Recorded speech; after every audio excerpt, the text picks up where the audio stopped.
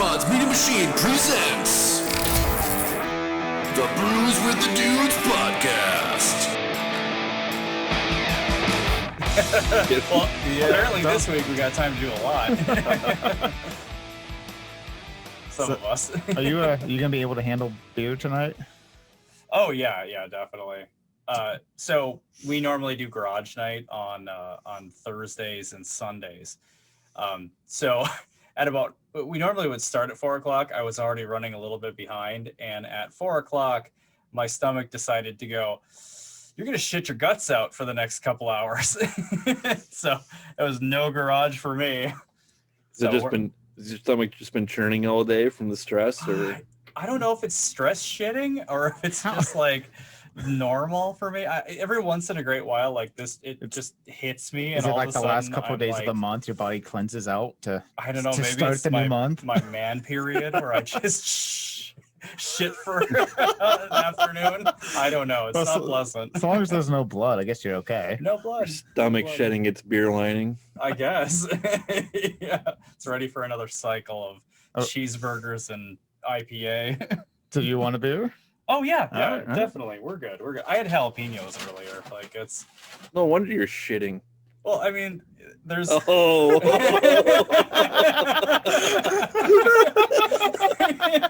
Touche. I actually don't mind that he gave me this because I'll be able to put that to use. That might come in handy.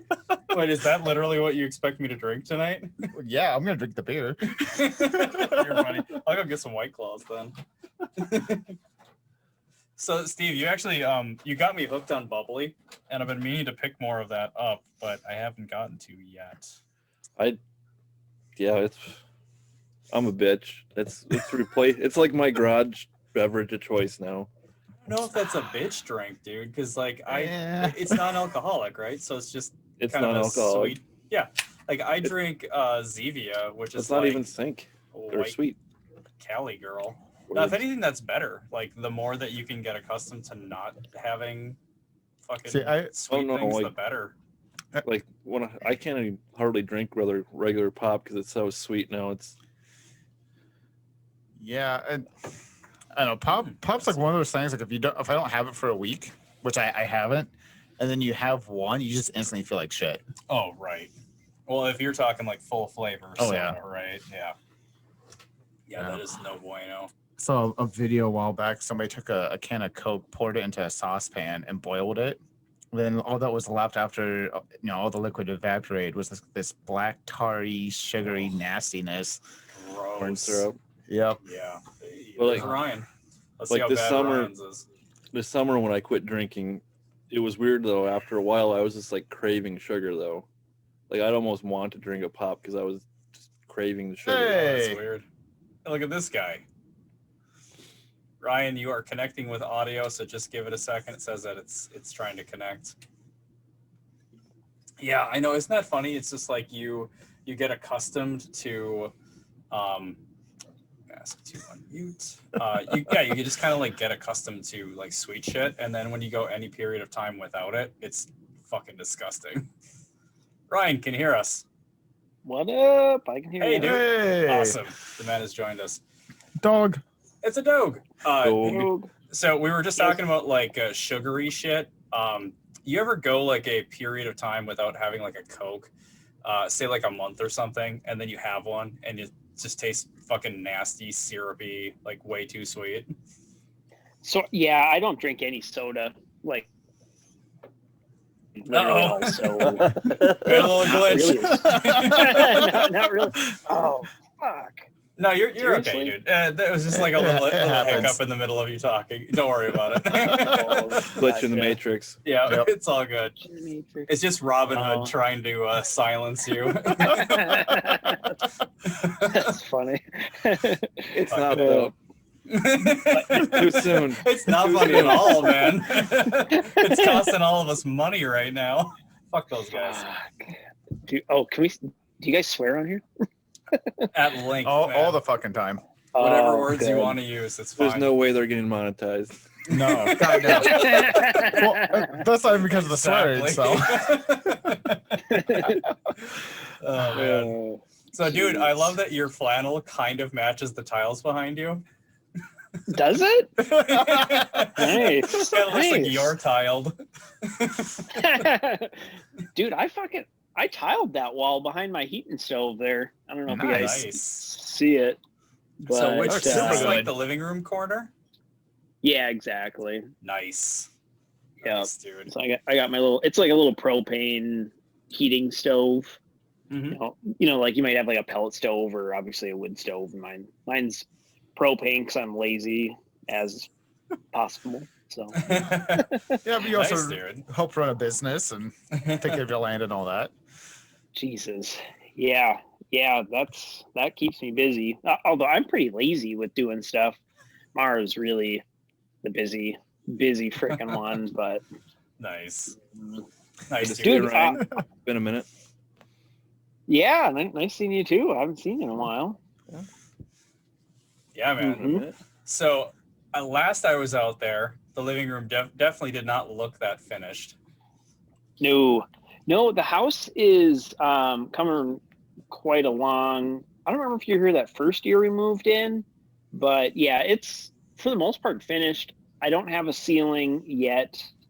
I don't have countertops, and the bathroom's in the process of getting finished. Oh, nice. Okay. Well, Yeah. when I was out, I think your shower was finished. I believe so. I'm trying to remember. I don't know. It was a long time ago. It was a while ago. I know. Yeah, the shower's been in. It's never really been. Oh, okay. Well, I used something, so I'm not sure Yes. how finished it would have We- been. We have had a shower, and maybe we just got maybe.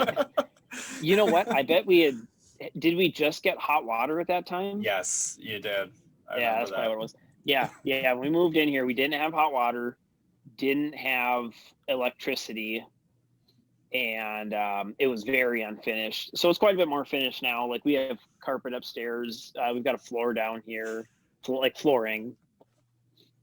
Yeah. What's up, Gumbo? And What's up, dude? DJ Wubbles in the house. What's up? You can God. go on, Ryan. What were you? oh, what Talk up? No, I was trying to figure out who the hell it was. You can actually block the screen, can't you? You just put your hand over it. Okay, I don't want to look at that one. Well, I see Standard you and YouTube Donnie, transition. and then I just see my little picture down the bottom. I don't know what it's supposed to look like, I guess. Oh, gotcha. But Well, no, yeah. so So you live in like this. For context for the viewers, you live in basically a really dope cabin, kind of in the mountains in Idaho. yeah, exactly. Yeah, we just have a little bit of land here. Kind of live on the start of one of the mountains. Has a nice view of the valley. That's badass. Yeah, it's pretty sweet. But I've Still lived got the here for like bulldozer? yes. Although it was it gave me a bunch of shit last year when it was like blizzard for a week. And so I bought a little Jeep Cherokee XJ with like a Mickey Mouse winch plow on it and kind of like an oversized four-wheeler plow on it. So I've just been plowing with that thing.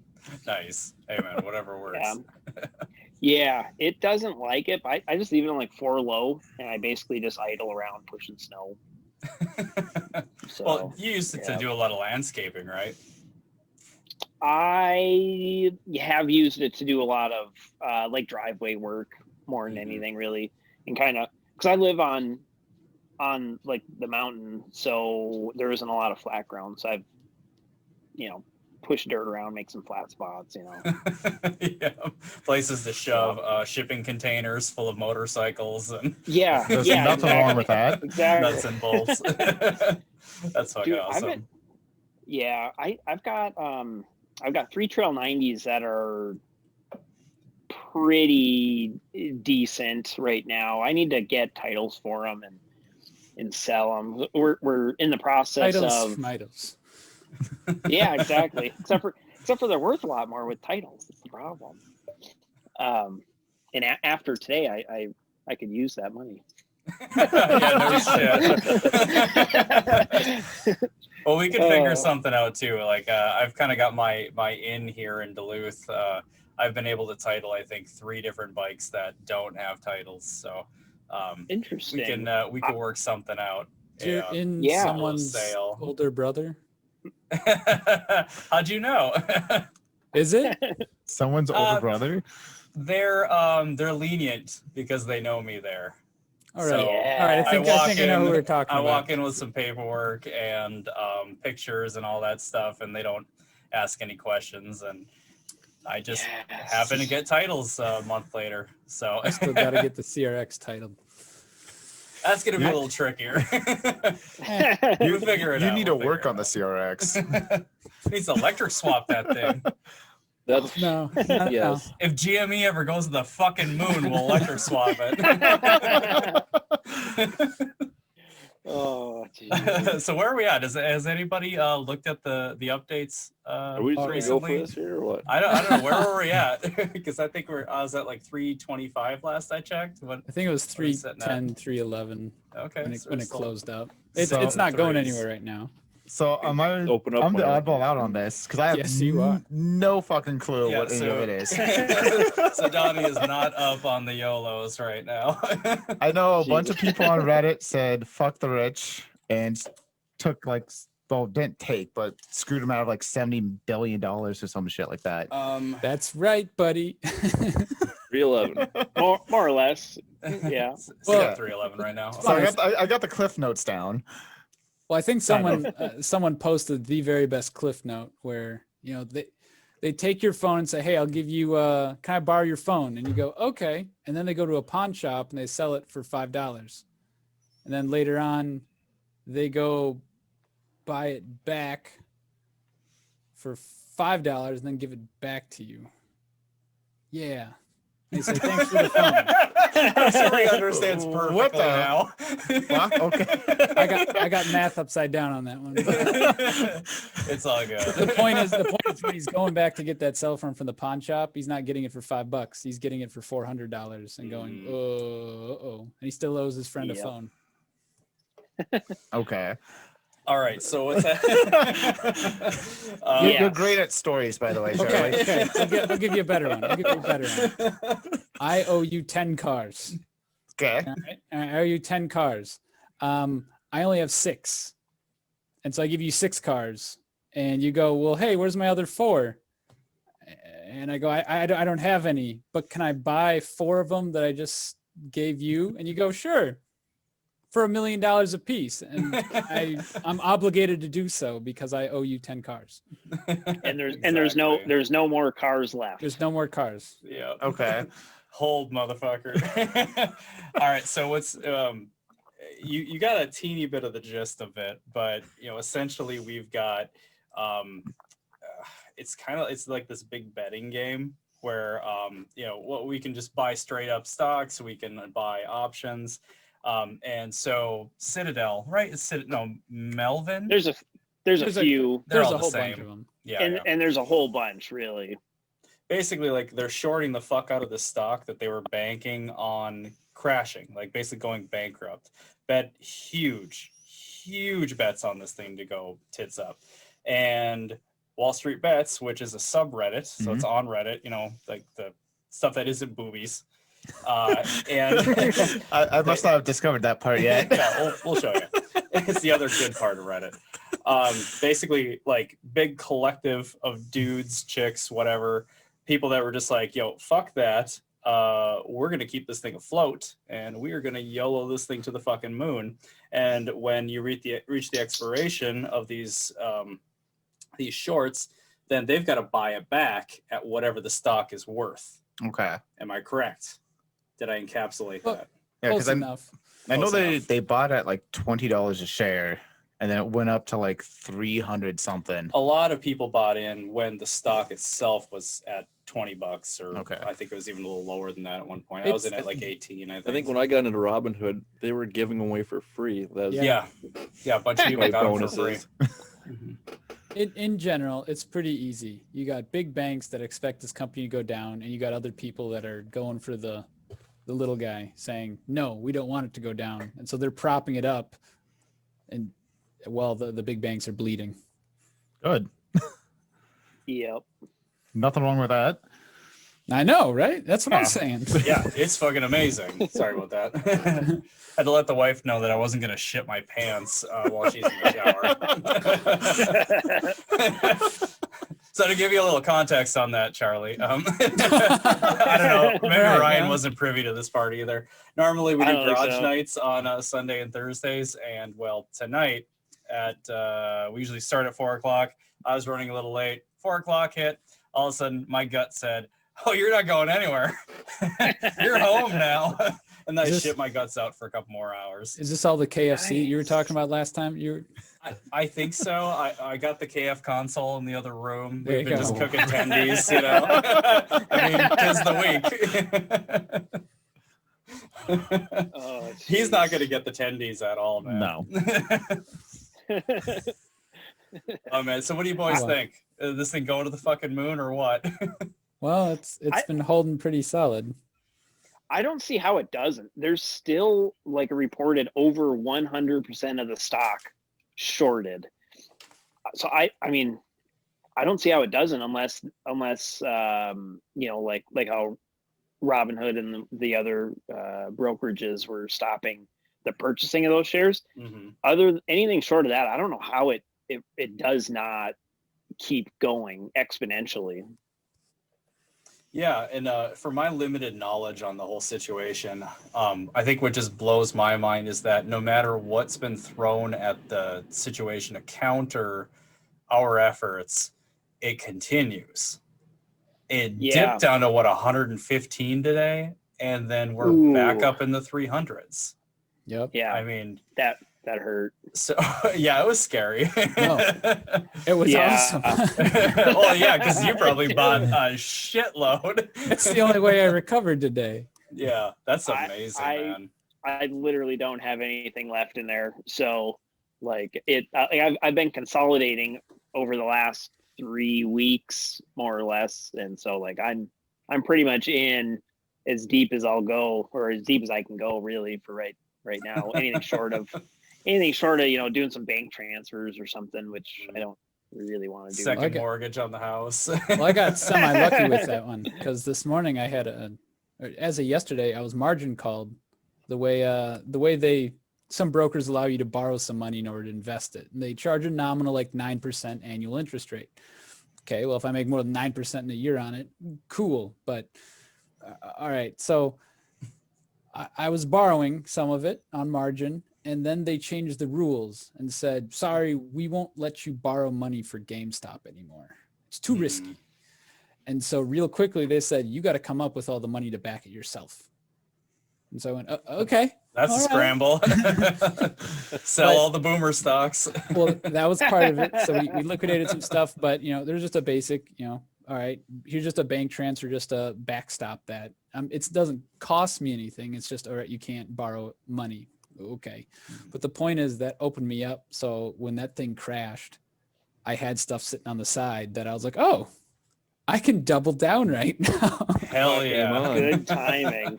And that was the only reason why I was able to turn a profit on GME today, which is insane. Wow. That is insane. Well, you made a couple of really slick moves too, because she dipped hard a couple times, and you sold at the top and bought at the peak, or Yeah, but bottom of the dip. I'm not selling all of it. I'm just selling just like a little Pieces. bit of, just for fun, to do something there. Skimming. Yeah. It's the terminology for that is picking up pennies in front of the steamroller. Yeah. Oh, for sure. Yeah. Oh, you're getting them. Okay, you made $20 there. But Yeah. your risk is Oh yeah. Well, I mean, I tried. I got all the slaps on the dick this week from doing day trading on Robinhood, and now I'm sitting here like, ah, shit. You know, like now I need it more than ever, and I'm at 3. If I do one more, I'm getting the boot. that's called forced diamond yeah. hands. Yeah.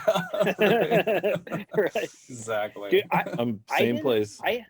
I'm one away from being locked. Yeah. If just for fun. Oh, go ahead. Sorry.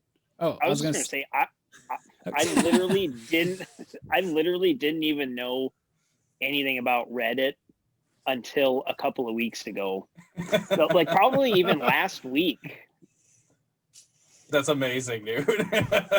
Yeah. Well, I mean, it's a culture you don't even know about, and then when you get to it, you're like, oh, there's a bunch of idiots on here that are willing to just kind of bet the house. Yeah, and it's fun, it's dude. It's such a hilarious. ride. Like these guys are all in. They're bored yeah. at home, furloughed, laid off, whatever, and they're like, Oh yeah. Mom's Fuck it. basement. I got my stimmy, dude. Oh yeah. You got people throwing $600 at things. You got bros in there that are throwing hundreds of thousands of dollars. It Oh, is dude. insane Christ. What is a deep fucking, what is it? value. Deep fucking value. That guy's a DOV. legend. What is he in Yeah. for, like 30 million or something like that? crap. So the point is that he's been betting on GameStop since 2019. There's even old posts that show him like, hey, I think GameStop's going to be awesome, and people just making fun of him. Nice. And he even wrote on there like January 2021. We'll see. No and, way. And like a year and a half later, last fall, he picked up a bunch of shares and he picked up some call options and was like, here we go. This is my play. This is why. He laid it out very cleanly. A couple people went, yeah, that's a pretty good deal. And it really was built on fundamentals. The point is that they had some new people coming in that would likely turn it around. In the same way, like Best Buy has been able to kind of deal with living in an Amazon age. You shut it down a couple stores and then you focus on being a really good brick and mortar store. Right. You price match, you do stuff. Well, that's the point. GameStop's trying to transition to something different, not just an overpriced game store. And this is the guy to do it. So it was all set up real great. But at the same time, like we were telling Donnie, there's some big boys up there that are saying, no, that thing it's not worth anything. It's going to crash. It's going to go bankrupt, go way a blockbuster. The point is that it hasn't. Because we like the stock. We like the stock. Oh, God, that's just Attendees. incredible. That's the goal, man. No, that is so cool. And this is the guy that jumped in December, wasn't it? Or that was just a single investor who bought in a shitload, right? Well, that's the guy. So That's the guy. Okay. yeah, it's kind of funny. It has to do with dog food. So the point is that, again, we're in an Amazon age where you can get everything online and it's real cheap, it's accessible, it's easy. And this guy took Chewy.com and turned it into, I think, at least a multi-million-dollar, if not like $1 billion business. Like he did. That's impressive. He took a dog food and like dog toy website and made it something very legitimate. So he's successful and he can turn stuff around. So that was the point, is that he went to GameStop, he took some people with him, and he went to the board and was like, look, I can do this. And yeah, I think January 11th, he's like, I now have a 12% stake in GameStop. And that's when people were like, let's go. And Donnie, to explain what you got some people that we think it's going to crash. But the point is, if there's only 100 shares and you kind of have to have one to say, I think it's going to crash, there's more people saying it's going to crash than there are pieces to go around. And so when the music ends, everyone's going to have to find a chair, and those guys don't have a chair. You know how fucking bad that's going to hurt too. I mean, these guys were placing the bet on bankruptcy, and now they're looking at shares in the 300s. I mean, who knows where it's going to end? Yep. So G. Let's hope so. I can't imagine it was going to get up over 100. I mean, I had shares. I know I had them at $7. I think I remember seeing them at least at $4, and I was like, "There's no way." I'm like, "Okay, it gets up to 30. It doubles. All right, whatever." But now look where we are today. This is That's ridiculous. incredible. Well, fuck. The first time, just before that dude you're talking about, what's his name? The new chair. This guy.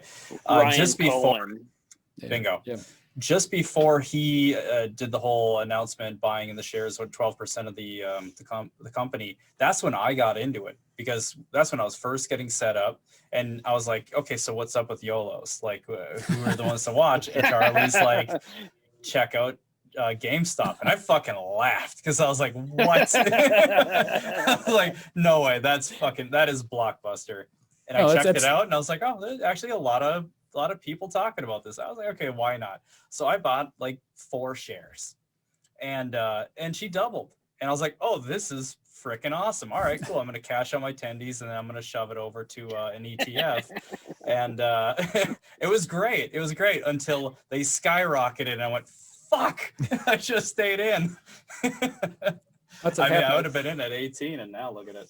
Well, I think I've done that 3 times where I've hopped in and I've got 20%, 40% gain in like a week or two. And I'm like, this is amazing. This is unreal. Well, I'm gonna walk with my profits. There's no way this can go up more than that. Yeah. Fucking buck wild, man. So where do we go from here? I mean, at this point, we're all just kind of hanging tight. I think the soup memes. Kitchen down in St. Paul is free food for the homeless. So that's where I'm going. That's the thing.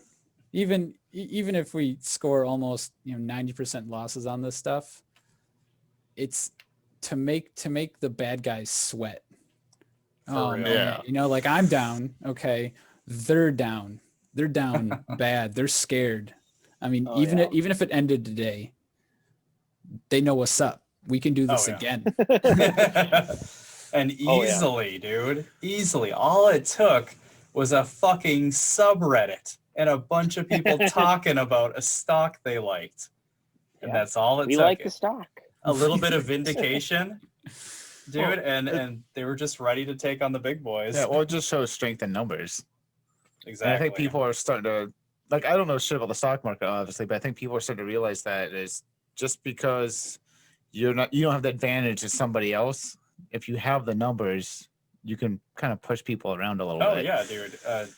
In most, well, I should say most, but in a lot of other developed countries, they understand how to overthrow a government. You look at like South America, fucking Brazil, dude. They don't give a shit. They do it regularly. And down there, like, if you apply that to something like the stock market, this is a really good example of, we're strength in numbers. It's really not that high. I'm betting a few bucks, maybe a little more than I should, but it's not that painful, really. And we're making people sweat, and it's exciting, man. And now, granted, we're not getting, pepper spray shot at us or anything like that. So that's a little different, but so putting money up. In the exact same way. So the shorts, from my understanding, and again, there's a lot of different people that are saying it's going to crash, right? A lot of people that bet. The point is, they don't necessarily have that money. They have a bank too that they have to answer to. Mm-hmm. And so when they're borrowing and they say, I'm going to post up, $500 million with the chance to, double it when it gets destroyed.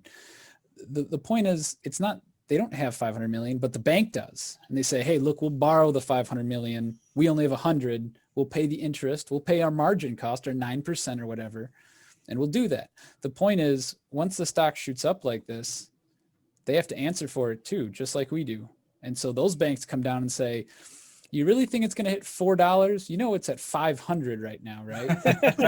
And so that interest charge on that stuff starts really accruing. It starts really becoming a bad asset for them. And so that's why they want to offload it.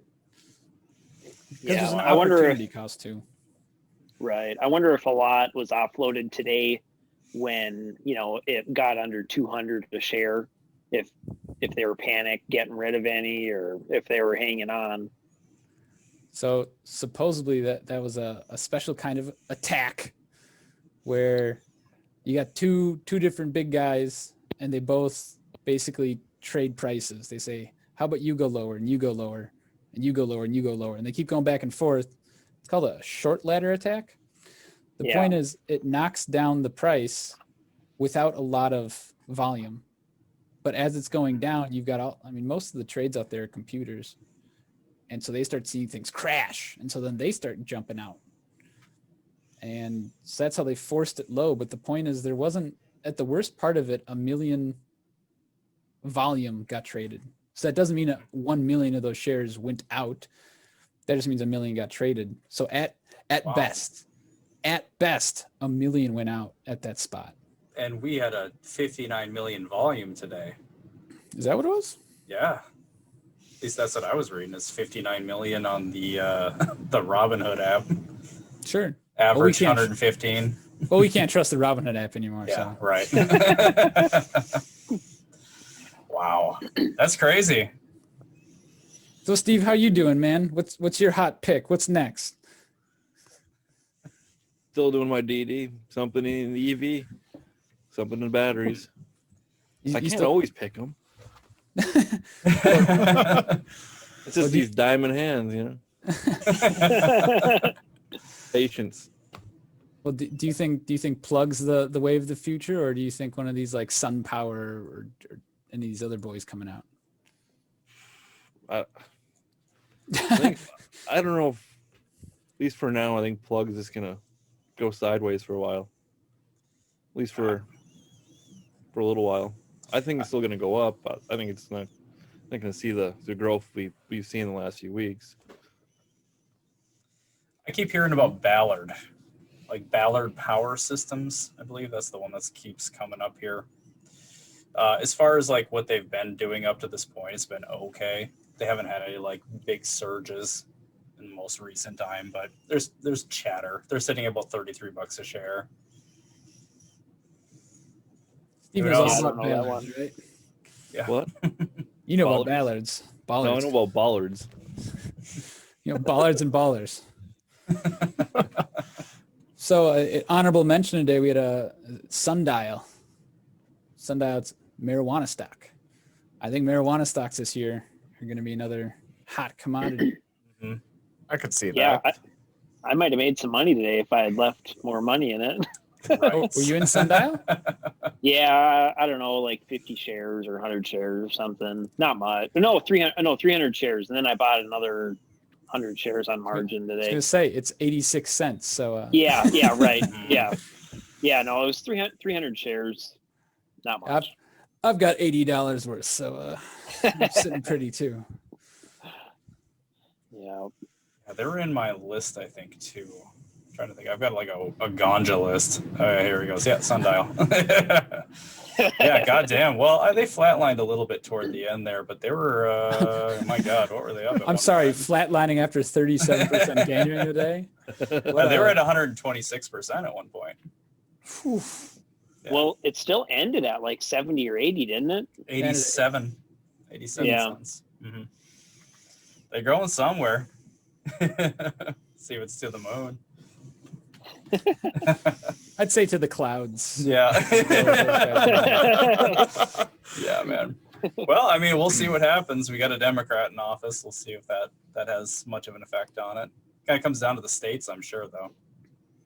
But yeah, I mean, I think the stock picks this time around is just the 90s. You know, who are you gonna invest in? BlackBerry, Nokia, Yeah. GameStop. Yeah, what year is What? 1998 called. I don't know, man. I had the worst timing on Nokia too, because I heard the buzz about it and I was like, okay, sure. So I threw a shitload of money at it, and then all of a sudden, Robinhood says, "Nah, fuck you guys," shuts it off, and it just plunges. I lost a bit of money on that. AMC. That's right. It's crazy. Yeah, I hopped out of AMC right at the peak, so that was like a decent timing, but probably gonna jump back into it. Keep in Like mind. yesterday? Yesterday, yep. Nice. Yeah, right at the Damn. peak. Yeah, I don't. How time about you, things that Ryan? well. Fuck, I don't want to talk about that. Jesus. Seems like whenever Yeah, that bad. it's already too late. Oh, it was bad. It was real fucking bad. What's that, Steve? I was just saying, seems like whenever I hear about a buzz, it's already too late. Yeah. The ship has already sailed. Oh, That's right. So I see, just that's stay the away. thing. I'm not some sensei. I was just like, I feel like selling this right now, and it just happened to be the perfect moment. This is just dumb luck, dude. Totally dumb luck. 'Cause Yeah. then I lost my ass the next day if I'd have stayed in it. Yeah. Sorry, bud. Oh yeah. Yeah, I think I had like 650 shares of that coming into. Yeah, You're hanging last on to week. it though, right? No, I had to settle that margin call when because I was using a lot of margin up like the first week of the year, first week of January, I think it was when my account really started taking off. I was betting on Mara and Riot with all my margins, like all of it. And that's when I was seeing like 20% a day gains. And I thought that was good, back then. And It is good. Yeah. Until you get into Dogecoin today and 500%. Exactly. Well, But so anyways, I started liquidating that as it was going down, and I needed to settle that margin call and some other stuff. So, Emily's the epitome of the diamond hands, because, I'm trying to make moves and use my margin and get on what's hot and jumping around. And so a couple of years ago, what was it 2016, 2017 then? She asked, well, she had to take control of her 401k from a previous job. And so she went, okay, well, what should I buy? And I was like, well, take a third of it and buy Amazon, take a third of it and buy Netflix, and take a third and do whatever you want. So she did. And that worked out real slick for her. Good choices. She's up over 2x on all of that. Nice. And so, but that third that she decided to YOLO with, right about that time, she was like, hey, I'd like to buy some Bitcoin, because that was November, December. And it's hard to expose yourself directly to Bitcoin. But at the time, she looked up an article and found some stuff, and 3 tickers. You got Riot, you got Grayscale? Yeah, Grayscale. Essentially, they're a crypto trust. And the other one was MGTI. Anyway, it was just another blockchain. It had the word blockchain in its name, so therefore it skyrocketed. Anything that said blockchain skyrocketed. If it said bit or coin, it was just up there. And then things crashed, and she bag held for 4 years. And then she doubled all those. Damn. That is some diamond hands. So I've known about Riot forever, because she was bag holding. And so now I'm in Riot. Now I'm losing money, although it's although it went up 12% today. So that's wild, man. Yeah. Mara went up like 20 to 25% today. It's a blockchain. I think that's Marathon Patent Group. They're a mining company. Okay, I saw them today on Coinbase. I was wondering who that was. Okay, that's Mara. Good to know. Yeah. Yeah, I think having a little bit in crypto is a good thing. Yeah. But curious to see, is it going to be Bitcoin or is it going to be Ethereum that's going to take the lead in time? I wonder how long. At this rate, it's Dogecoin, right? In what sense, though? I like the analogy that Bitcoin is digital gold, and Ethereum is digital currency. That's good. Mm-hmm. That's the analogy that stuck with me, that I liked the best. Well, what blows my mind is like it's not just a sort of 1-for-1 in terms of currency. If you compare it to like a dollar is like a rock. It doesn't do anything else. But is it Ethereum? How do you pronounce that? ETH. ETH. Ethereum. Okay, so ETH. I couldn't believe that there's contracts built into it. Like there's so much intelligent components built into the currency itself that it's almost, the limits are really not there. Like we're going to continue to just what that thing can do for us in the future is pretty incredible. So ETH, unlike Bitcoin, I mean, you kind of use this blockchain where everybody gets to see this public ledger. That's kind of their deal. Ethereum, it's what? Oh, so it's Ethereum. Know what that was. Maybe it was my internet, but you guys all just froze. The ghost of Doge passed. I don't know. So the whole idea is that everything's on this public ledger, but Ethereum makes it where you can put anything on that ledger almost. And so I remember a couple years ago, there's a guy that his mortgage paperwork for his house, he put in the blockchain through Ethereum. And so if you wanted to see, because this way it's not held just at a bank, and the bank says, well, technically you never signed this or something. It's like, nope, everybody has this. It's right here, black and white. So Ethereum has an option there to do contracts and other things. And so there's a lot of tools in Ethereum. And part of it is, I don't understand any of it. But Ethereum has some extra stuff where there's gas costs and other stuff. Frankly, in some ways it's complex for a layman. So it's never going to take in the same way like Bitcoin. Like Bitcoin is like Steve said, digital gold. People understand gold. But Ethereum is weird, But where you got Bitcoin as digital gold, you got Litecoin as digital silver. And so there's a lot of other alts out there. Some of them have some extra pieces. Some make even stock trading a public thing in the same way like torrents and peer-to-peer file sharing. Yeah. It's kind of like that, but a decentralized stock exchange. Wow. So, there's a bunch of crazy stuff out there. So I wonder how many different cryptocurrencies are going to be used at once. Like eventually in time, I think a couple of them are going to fall off, or a ton of them are going to fall off. But it makes you wonder which ones are going to hold the test of time. Well, I figure if Bitcoin is going to get exploited, it would have by now. Right. So for me, it's that one sounds like it's going to be around for a while. Mm-hmm. Yeah, do you think Litecoin will stick around in the same way that we have gold and silver as parts of our currencies? I think so. Just from a sticker shock value, people don't fully I can't afford a Bitcoin. Well, you don't have to buy a Bitcoin. You can buy a percentage of a Bitcoin. You can buy a Satoshi, the smallest little fraction of a Bitcoin. But the point is it a pound, 100 pounds of bricks or 100 pounds of feathers? Which one weighs more? And so it's the same kind of deal with Bitcoin and Litecoin, where to me, Litecoin is what, like $150 right now? So people say, well, that's way more accessible. And you go, well, it's not, but you might feel it is. So I don't know, Donnie, what's your take on the whole thing? Yeah. I have no clue. I feel like I'm sitting in a lecture about the human brain, and the instructor speaking Italian. That's fair. Clue. Yeah. I've never bought stock. It sounds way too complicated and time consuming. It really is not though. though. Yeah. Just open an account, throw 20, 50 bucks. You don't have to start with much, and just having that little bit of skin in the game really gets you to pay attention and just absorb it.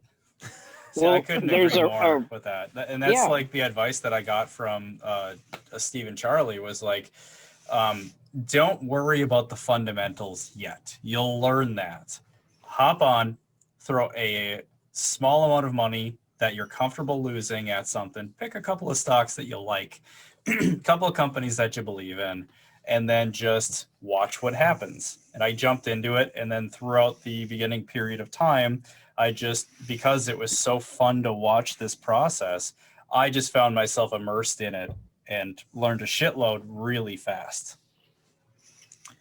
And you got these doofuses who will talk your ear off about it, and you can't help but get full of information. I don't know what you're talking about.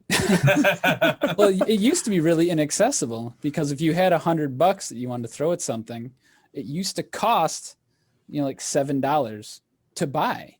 And so, it costs $7 to buy Nike with my $100. And when I want to sell it, I got to spend another $7 to sell it. So I got to make almost 20% just to break even to get out. Yeah. It's like, well, that's not, it was tough going. That's why I played pennies, but even that actually gets funny too. One of the ways I got someone else into it was there was another company that started doing free stock, but you could only buy through one of 30 or 40 different brands. And so it was only big names like Under Armour or Nike or Jamba Juice or whoever else. The point was you could pay with a credit card and some other stuff. Now they only sent in the order once a day. And so you would get put with a bunch of other people and they put one block order in. So you don't know what price you're getting it. But the point was, you're a somebody that goes, I think I should have stocks, but I like Lululemon. I like Under Armour. Can I have some of that stock? And so they say, sure. You can do fractional shares. Just put in $50, no cost, and you'll have some stock. I thought this was a really novel idea, and you could pay with a credit card, so you could get your 2% on your credit card and buy stock and then sell the stock and then pay up the credit card. It was awesome. But I signed up my nephew for it for his birthday. He turned 16. I said, all right, pick 2 companies on here you like. And he said, Under Armour and Nike. Okay. I signed it up, used through his mother because you have to be 18 and everything. And okay, that was his birthday present. 2 years later, that free company got out. They said, we can't keep up with things, literally like Robinhood. And so they went out, so they liquidated everybody. And so in the mail, he got a check for like $180. He's like, hey, do you know anything about this? Like, yeah, man, that was the $100 you invested, and it almost doubled in 2 years. Like, hell yeah. That's the power. Yeah, without ever adding to his position at all. Just doubled. So there you go. So you're going to sign up now? Maybe. I don't know. Give it a little thought. Hey, I got a link I can send you. Is it Robin Hood? No, fuck those guys. Weeble, right? Yeah. And after you sign for stocks, you have to join the cult, and you have to put Slayer in your arm and stuff like that too. Exactly. I have no space in my arms for writing. That's true. We'll just do it on your forehead. Yeah. Barcode. It's good shit. It's good shit. We're not going to pressure you into doing it, but let's just say that it's been a fun ride. And like, this thing's not going to last forever. Like the craziness that's been going on. So it will, like what you've been seeing like on the interwebs, on social media, just like the fucking chaos. That's because of what a historical event that's taking place right now. Normally, it's way more chill. Well, as an outsider, I think it's kind of fun to watch. Because I hate rich people just as much as everybody else. By GameStop then. Yeah. So Yeah. like just reading all the articles and all the memes and all that about how they've cost all these rich bastards billions of dollars today and yesterday. Like that's been a lot of fun. It's icing on the cake. Yeah. So what are we going to do for adrenaline when things go back to normal? Oh, see, this is the Cocaine. point. This is the point. Ryan, how long have you been playing with things? I know you're around last March, but you've been Like for stocks. yeah. Well, I started buying stocks when I was like 15 or so, because my uncle was always always investing in stock stuff. So that's like when I really started doing that. I really started doing it a lot more actively in 2012, 2013, somewhere in there. I remember like right when I first moved out to Portland, like when I was out of college and I was actually making a little bit of money. That's when like I opened up. I think I opened up another trading account when I moved out there. Then that's when I really started. And then I like reached a peak of trading stuff. And then when I moved to Idaho, I kind of eased off on it. I just had just a couple of stocks, like $1,000 in my account that I left. And about a year and a half ago, I started getting pretty active. And then about a year ago, I really started getting a lot more active. And then it's kind of built up since. And then good timing. And then the pinnacle was like the last 2 fucking weeks, like, just pandemonium. So Ryan, go did you ever? I mean, there's Wall Street Bets is what's going on right now, but the point is, there's always been that. It's just had different names before that. Now, I didn't know. Did you go to any place? Did you? I mean, I'm gonna drop the name Yahoo message boards. Did you ever? Okay. Nothing. I've literally never anything like that at all. I would ask my uncles, like what should I buy with this, $400 or should I buy one stock if I'm only going to put in $700? Like, should I just put it all in one stock? And like stuff like that. That's where I would get kind of my information. And then I remember the first stock I probably picked really on my own. It was when Ferrari was going public. And I was like, oh, fuck yeah, I'm buying Ferrari stock. And their ticker symbol's race. I mean, come on, that's fucking That's pretty sweet. And that was probably, that wasn't even 10 years ago, but that was probably the first stock I like really picked on my own. Otherwise, I was just kind of just following advice from others, really. Yeah, but and then like when I was asking Charlie about the cryptocurrency stuff, because I don't know anything about that. Like that next week was when you guys were talking about tendies, and I'm like, what the fuck is going on? It's a language. So then I looked into that, and I was like, oh fuck yeah. I was like, this is my jam right here. And oh man, yep, all in on that, on the short squeeze. Cool. Well, So I hopped into this thing December 18th. Which could not have been the most any better for an introduction into the stock markets. Wait, December 18th, 2 months ago, like last month? Yeah, like last month. Okay. So at least you didn't have right to go into through the firing March. pan. that was Totally. right after the last webcast we all did. Yeah. That yeah, was you, probably. me, and Steve. Yes, actually. Yep. Yeah, because we stuck around and Chatted on the influenced. stuff. Yeah, totally. Well, and I mean, I've been dragging my feet for ages. So I've got an IRA, and I've been adding to that for a very long time. I've got a really good chunk of change in that thing. So I've watched it, kind of like let some other broker kind of handle all of it, but just tell them how aggressive I want it to be. Like those really super basic things that they let a novice do. And it's worked amazing. Like the returns are fantastic on it. So it's always been in the back of my mind, like, I wonder if I could do better. And then the way that Steve and Charlie describe it as like, nobody gives a shit about your money. Like you would. Nobody. That's right. And I was That's right. like, fuck, you're probably right. So yeah, I jumped in December 18th, and then I loaded up a handful in my portfolio, which was like, I want to say it was Plug, UVAS, Welcome. I think Spotify. Yeah, dude. Yes, thank you. Like, I think I added some crypto. God, it was a handful of them, and what a roller coaster! 30% in the last 6 weeks on my returns. Like, Jesus Christ. And these guys are telling me like in a normal year you're good to have like 8%. Dude, if you can score consistent tens, like you're making it. Like you're the shit. I'm like 30% in a month and a half. Yeah. Jesus Christ. And that's why didn't really- seeing some of that stuff is insane. I didn't start turning a profit until I was like a year in, because I just kept paying for an education, making mistakes. God, I see that. I'm worried about it, dude, because this is like a rookie who jumps into a sport just fucking killing it in the beginning, and then once like that raw energy runs out, then you're stuck with no fundamentals. You say season 2 you're gonna fail and dude, tear an ACL or something and be out. That's my fear, is that I don't know. Yeah. I better work my ass off to learn how this thing works. That's where like the ETFs really it doesn't come in. work. It doesn't work. Well, No. GME has proven fundamentals don't mean shit.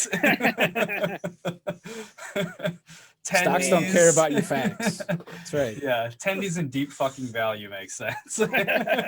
So you had mentioned that like, well, what happens after this? What happens when this dies down? The point is, this has always gone on. There is always something going on. It is insane once you start listening to this stuff. Right now you're just aware, and the point is, you probably know about this earlier, or modern day, just due to the memes and the publicity right now. But there's always a mania going on. A couple of years ago, when marijuana was going, dude, marijuana stocks were just nuts. And then shortly after that, 3D printing was starting to take off. So if you had 3D printing in your name, it was doubling and tripling left and right. The point is there is always something that's going to pop off. It's That's just so how much you, dangerous.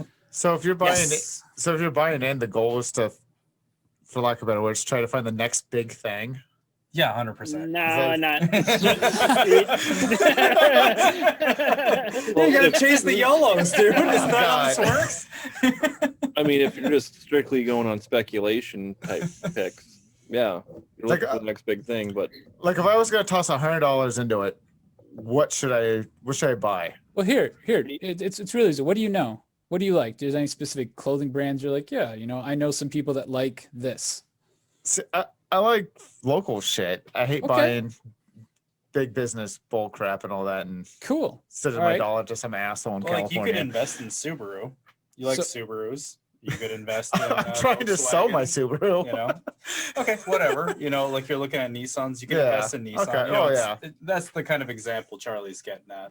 you like local, Elite is a great utility stock. Dude, they did fucking great today. What's the point? There's small caps. There's tiny guys out there. I mean, if you're like, yeah, like Spotify. Yeah, I use Spotify. There's a name go for it, man. All right. I mean, It's granted, like- they've been a giant turd for the last month. So We talk Could be about stuff great, being you hot. know? We talk about stuff being hot. Spotify used to be the jam. That was one that was doubling, tripling on earnings and stuff like that. Like it was nuts what people were doing with Spotify. But there's always something, and you could chase it, but it's not worth it. So just Yeah. buy something you recognize and hope for the best. Well, the whole point is if you take your $100 and you shove it under your pillow, in 5 years you'll have $100. There's no doubt about that. But the point is inflation. Inflation's the enemy. That's the thing. So even if you can be like, well, inflation is 3% this year, but you put it in a fund that has all the funds in it, it's just an index, and it goes up 3%. Well, cool. Now you have $103, and you didn't lose anything. You didn't erode your value. So you don't have to double it, triple it, but if you can at least keep up with inflation, you're winning. All right. Yeah, like maybe a good choice for Donnie to get into it would be one of the ETFs, the ARK funds, because those are so well managed, and I mean, they're always turning Dude, profit. just get into the marijuana fund, just MSOS, get baby. into That's Do it. Do it. well. I mean, Here's the thing: when you told me the other day that you buy scratch-off tickets, my first thought was like, once like that's every going down the 6 shitter. months. Whatever. Okay, so if you I spend bought, 20 I bucks bought every 6 months, it's GameStop 40 today. bucks. I buy scratch-offs too. Exactly. All right. So if you take that money that you would have been doing that with, you could just throw that into a stock that you might like, and who knows what might happen. All right. I don't know. I Just see something that. to think about. I think the only good investment we've made is probably buying the bus, because that's actually like doubled in value since we've had it. Which is kind of wild for a car. And how much money are you spending on it? It's just sitting in the garage. I haven't spent shit on that. Donor motor was free. It's so like Ryan, I had some ETFs and I started an IRA from the recommendation of someone when I was younger and whatnot. But I didn't do anything with it. But the day I bought stock, I was like, you know what? I don't know anything about stock. Was with Corbett. He was over at the house, and I remember hearing the news that BP plugged the hole. They stopped leaking oil. And I went, they have to be bad. What's their stock? Okay, I'm going to go buy a bunch of BP stock because it can't get any worse now. It's only up from here. Right. And that's when I bought it. And that's when I was like, oh, this is what a stockbroker is. It's going to cost me $7 to put my money in here. It's going to sit. It sat there for a year. It gained, I don't know, something marginal, like 20%. I did okay. But that was it. I was like, well, if I could do this, what else can we do? Well, what was that example that you used, Charlie? Didn't you have, it was the dividends. You had some account that you had a few bucks sitting in. It went like dormant practically. It's from boot camp. So I didn't really have any credit cards. I had my debit card and I paid for stuff with that. But while we were at boot camp, they had this little table set up with Pentagon Federal Credit Union, just some they're not necessarily military, but they're military sounding and whatnot. They got a little table sitting at boot camp. So I went, okay, I'll go open up a credit card with $1,000 credit limit because it's probably a good idea to build credit. Well, part of the requirement is to have an account there, like a bank account. And so what they do is they open up an account for you. Okay, so I had a bank account there and they put in $5. That was their thing. And it's like, oh, I got free $5, you know. Funny enough, I could never pull out that $5. It sat there. But the point is that $5 accrued interest. And I watched that $5 over 8 years. And now it's like $5.12, which in some ways over 8 years is like, wow, I didn't do anything for that 12 cents. And that was $5. So that's when I was like, well, what about if it was $30? You know, or something even more, like $38. And so that was the point, is like, okay, well, what do I need to accrue and what other options are there out there?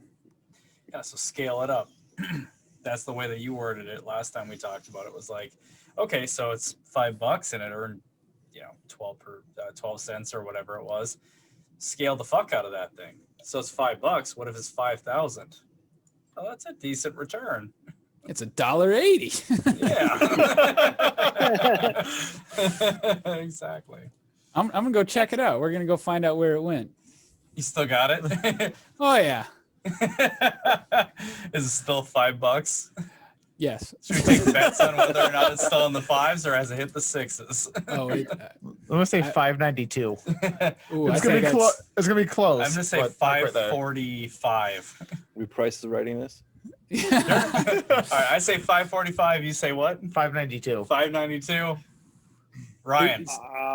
$5.41. All right, Steve Areno. $5.96. I haven't looked at it yet. I got $1, close Bob. the thing. The longest drum roll in the world. And now Charlie's got to like, what's my password? Fuck. Okay, reset password. I got a feeling you're all really high on the Really optimistic. Yeah, probably. What did I say? I don't know, 540 something. 540, I think. If I Wait, could did you take my- 541 me, you motherfucker? Wait a minute. Donnie said we'll go with Donnie's buck because I think he might be close. Anyway, $5.21, my friends. 21 cents. And it was what? $5.12? I was probably wrong on that one, but at one point in time it was $5.12. No, this opened up. Cents. This opened up. This would be March of 2007. So in 14 years, you gained 21 cents. Inflation, bro. And this is your pep talk to get me to go into the stock market. Wait. Awesome. Just think about if you would have spent.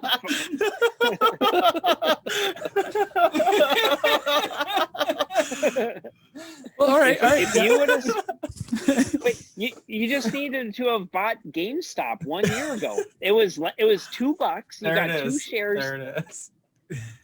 I mean, right. in next week, that's going to be $1,000 a share. Exactly. If I had taken that $5 in 2007 and bought Bitcoin, Oh, shit. God. Bro. Yeah. Jesus. so Would you be a millionaire? Billionaire? What would that It's Didn't be? best not to think about these things. Dude, I yeah, did that. it's best Didn't not I to do think that about these math? things. Don't do that I math. feel, Yeah, don't yeah, I do feel it. like I Don't did do the that, man. math Just be depressed. in the Don't do thread. it. Painful.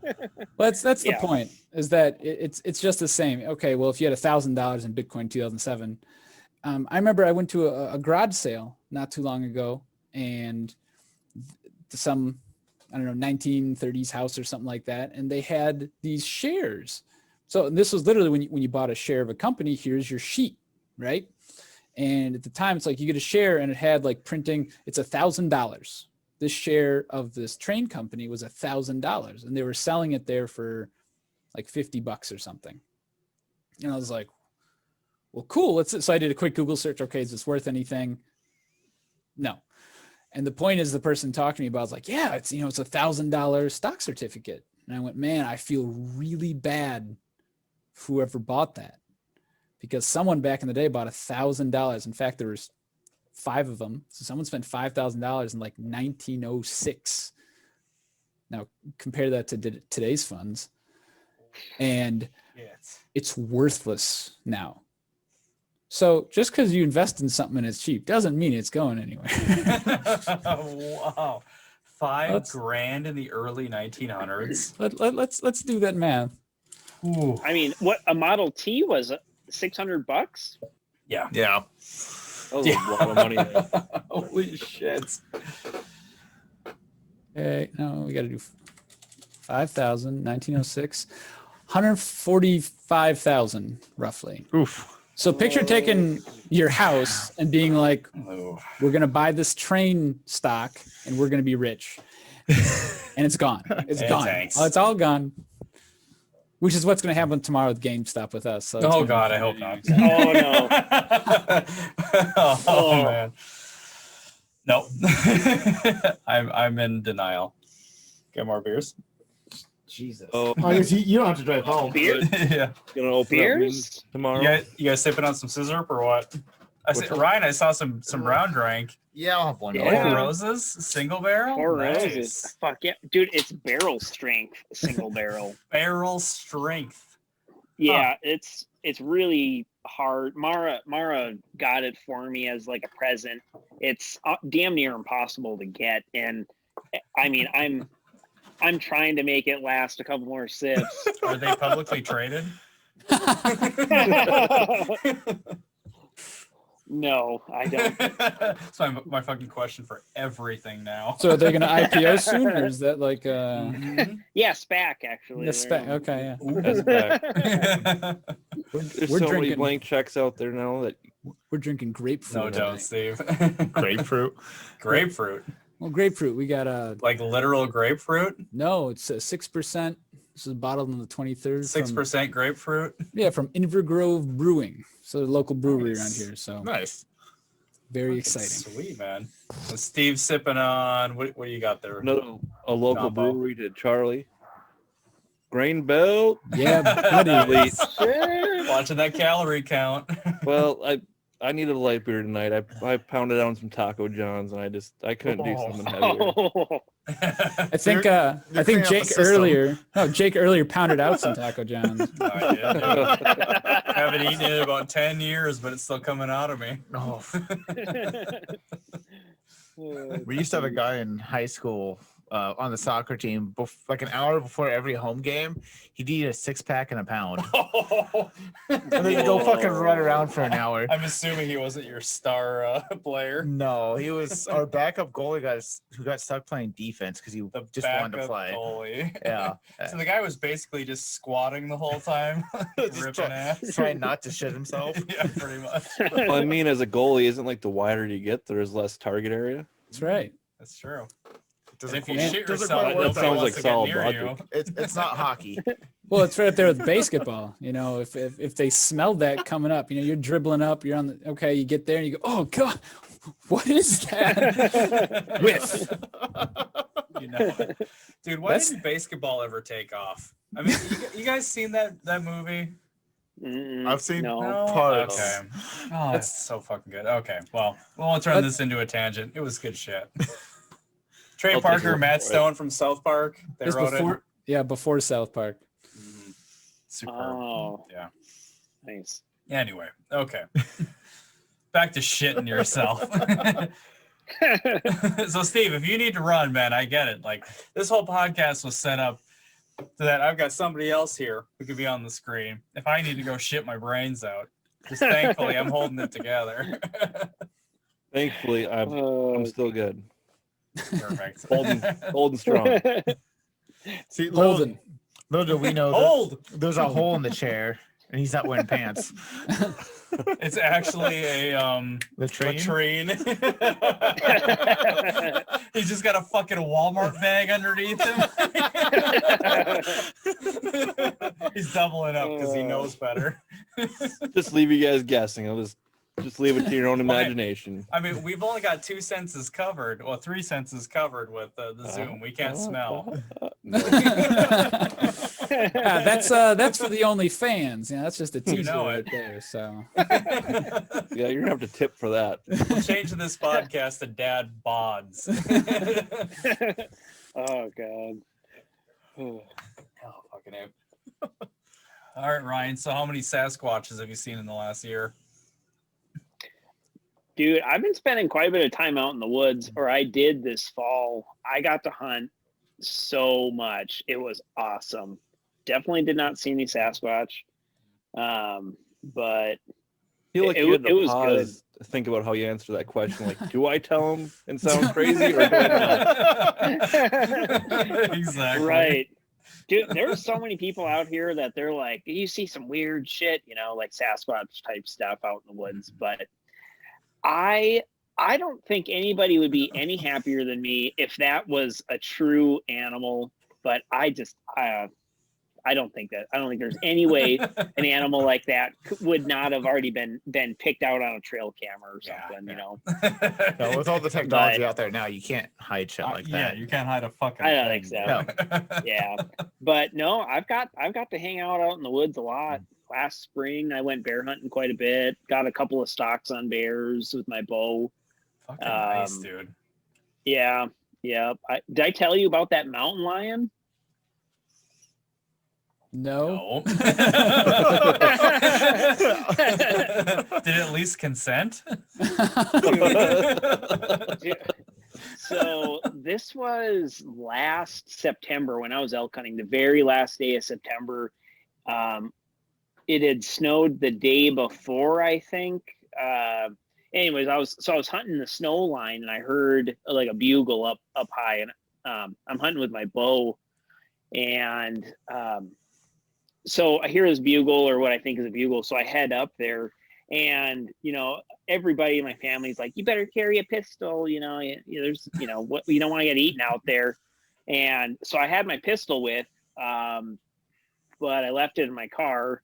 That's a good place for it. So I head up, I get on a spot, and it's cold, so I got gloves on and shit, and I set my bow up against a tree, and I start calling a little bit. Hope my thought is I was going to hear an elk, and then I was going to reset up, which is a dumb thing. You should always, like, I've been hunting out there long enough. If you sit down, you should be ready to shoot, like, right away.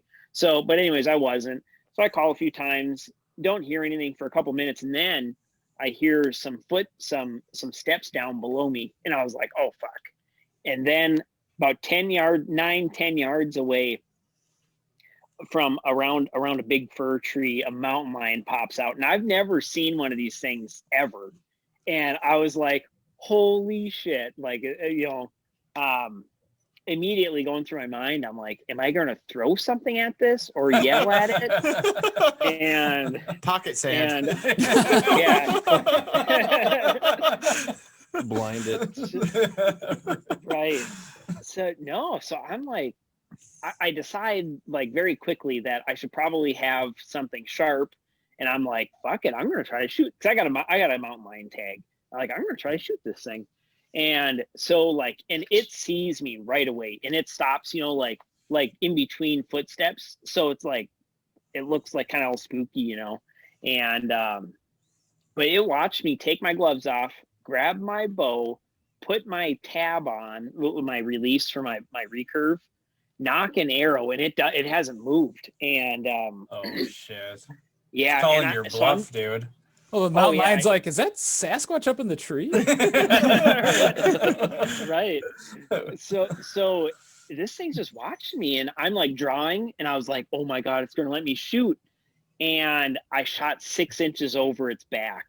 Ooh. And I was like, oh god, now I'm actually gonna die. And so the cat doesn't even flinch, and I'm like, holy shit.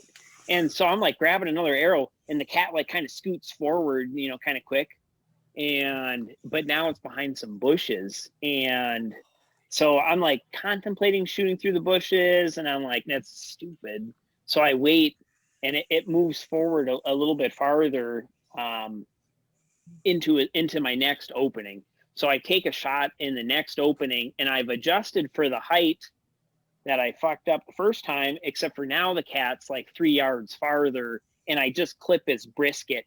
And that son of a bitch jumped like 5-6 feet up in the air and just took off running. And yeah, I was like, so I run and grab my arrows because they're expensive arrows and I don't want to lose them. And so, so then I'm just kind of like waiting. I'm not really sure what to do. It's the last day of elk season, and I really just didn't know what to do. I thought my shot was so low, like nothing was going to happen to it. But there was a little bit of blood there. I probably gave him 10 minutes, 15 minutes, and I was like, fuck, if he's going to die, he's going to be dead because that's going to have gone through the bottom parts of his lungs. So I start following his tracks, and I find a little bed, and there was a bunch of blood in it. And I was like, obviously I kicked it up. And so I was like, fuck. So I kind of waited another 20 minutes, and I just started following the tracks. I figure like the shot was so low. I was like, this, I probably just skimmed him. And so I follow the tracks, and I keep coming across little beds and stuff. And I assume I keep kicking them up. So now I'm like, okay, I'm going to push this cat and make him bleed, and I'm going to make him bleed out. So I'm like starting to haul ass. And finally I found like a big blotch of blood. It was a bunch of coagulated blood. And I don't know if in my mind, that's a bad thing for me because, his he's stopping bleeding, and clearly like it's sealing up. And yeah, sure enough, like it's all fresh snow. Otherwise I would have never, ever been able to track this. But it's all fresh snow. So it's easy. I'm just following tracks, and the blood's like petering out. So I'm tracking this thing for like 4 hours heading up this mountain. And I mean, it's pretty clear, like, it probably is not going to die. Well, so then we start coming down the hill, and I was like, okay, whatever. I'm kind of about had enough. I've been bugling throughout the time, trying to, scrounge up some sort of elk. And but I haven't heard anything. So I'm just following this thing. I'm looking up in the trees. I don't know shit about mountain lions. Like, is this thing going to be just waiting for me, like up in a tree? That's like, rich. Yeah, exactly. I just remember Charlie being in Canal Park saying, I'm a tree screaming at people. Charlie in the trees, man. But I'm on the edge of my fucking seat here, dude. Jesus Christ. Take a leak. Jesus. So I'm like, I am as green as it comes for mountain lions. Back in Minnesota, there's mountain lions around, sort of, but like, I just shot this thing, and now I'm following it, and I assume it knows I'm following it. So I'm looking up in trees, not sure if I'm going to see this thing ready to jump on me or what. And so anyways, we're coming down the hill again, and I'm still following it. He's kind of going the way I want to go anyways, and I'm kind of giving up on it. Blood's kind of thinned out, like to where it's just a few drops every once in a while now. And I'm like, this thing's fine. Well, get down far enough, and I find a dead rabbit, and this rabbit is fresh, like fresh as can be.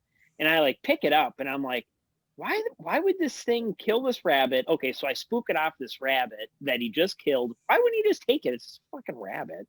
It's not like it weighs much. So I'm like looking around, and I'm like thinking like, man, that's really weird that he would just kill it and leave it. So I'm like looking around, like, whatever, I'll just keep following the track.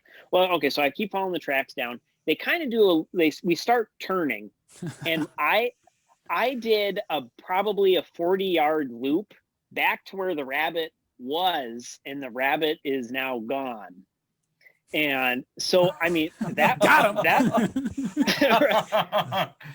So that thing like guaranteed was watching me like follow him around that little circle. I'm like expecting this to be like in Jurassic Park, where like the raptors are like baiting him in the front and the two are on the sides. Right, yeah. So I was like, holy shit, like these things are smart. And so I kept following the tracks, of course. What else am I gonna do? so then I come across, and it's just like a rabbit leg is all that's left of the thing. You know, like the cat grabbed it, took off running down the hill, ate it, and then kept going. And I mean, that was pretty much the end of it. I tracked the thing 5.5, 6 hours, something like that. So I put a lot of work in it. I don't think I got it. You know, I don't think it died. You know. So what's fucking nuts to me is that, okay, so like I grew up hunting a bunch of like beta animals. You know, I'm hunting deer. I'm hunting grouse. Like, I'm not hunting a fucking apex predator, dude. So at any point that you're hunting this thing, it could turn on you. It could be like, yo, you just shoot an arrow at me, motherfucker, and come after your ass. Sasquatch has a bow? Right. That was my immediate thought when I shot and missed high on that cat. I was like, I just showed my cards. Now I'm gonna die, you know. This is gonna rip my throat out. Yeah. So, no, I was genuinely like, oh fuck. What do you have for backup? I mean, you got to carry like a buck knife or something, right? I mean, I have a pocket knife. No, I have a little pocket knife. I carry this thing. It's an SC Azula. I carry this thing as a in my pocket all the time. That's it. That's all I had that time. Jesus Christ. Yeah. And then you're not throwing Starbucks cups at the thing, like, stay away. He's not a white girl. Stop it. Right. And then that wasn't even the last of my mountain lion shit for that year. I ended up shooting an elk with a rifle in late October. I was out by myself. Like, it was cold as fuck, like single digits. I'm out cold tent camping. I got like a really nice 4-season tent, a Hilleberg, but it's cold. And so I end up shooting this elk like about a little over 2,000 feet above my truck, like above where I parked, and like way the fuck back there. Like it was a long ways.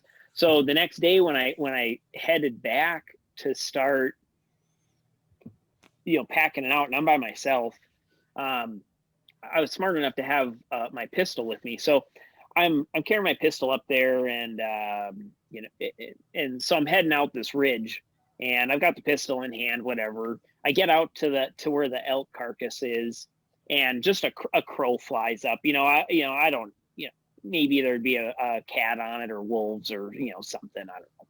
But it was just a bird.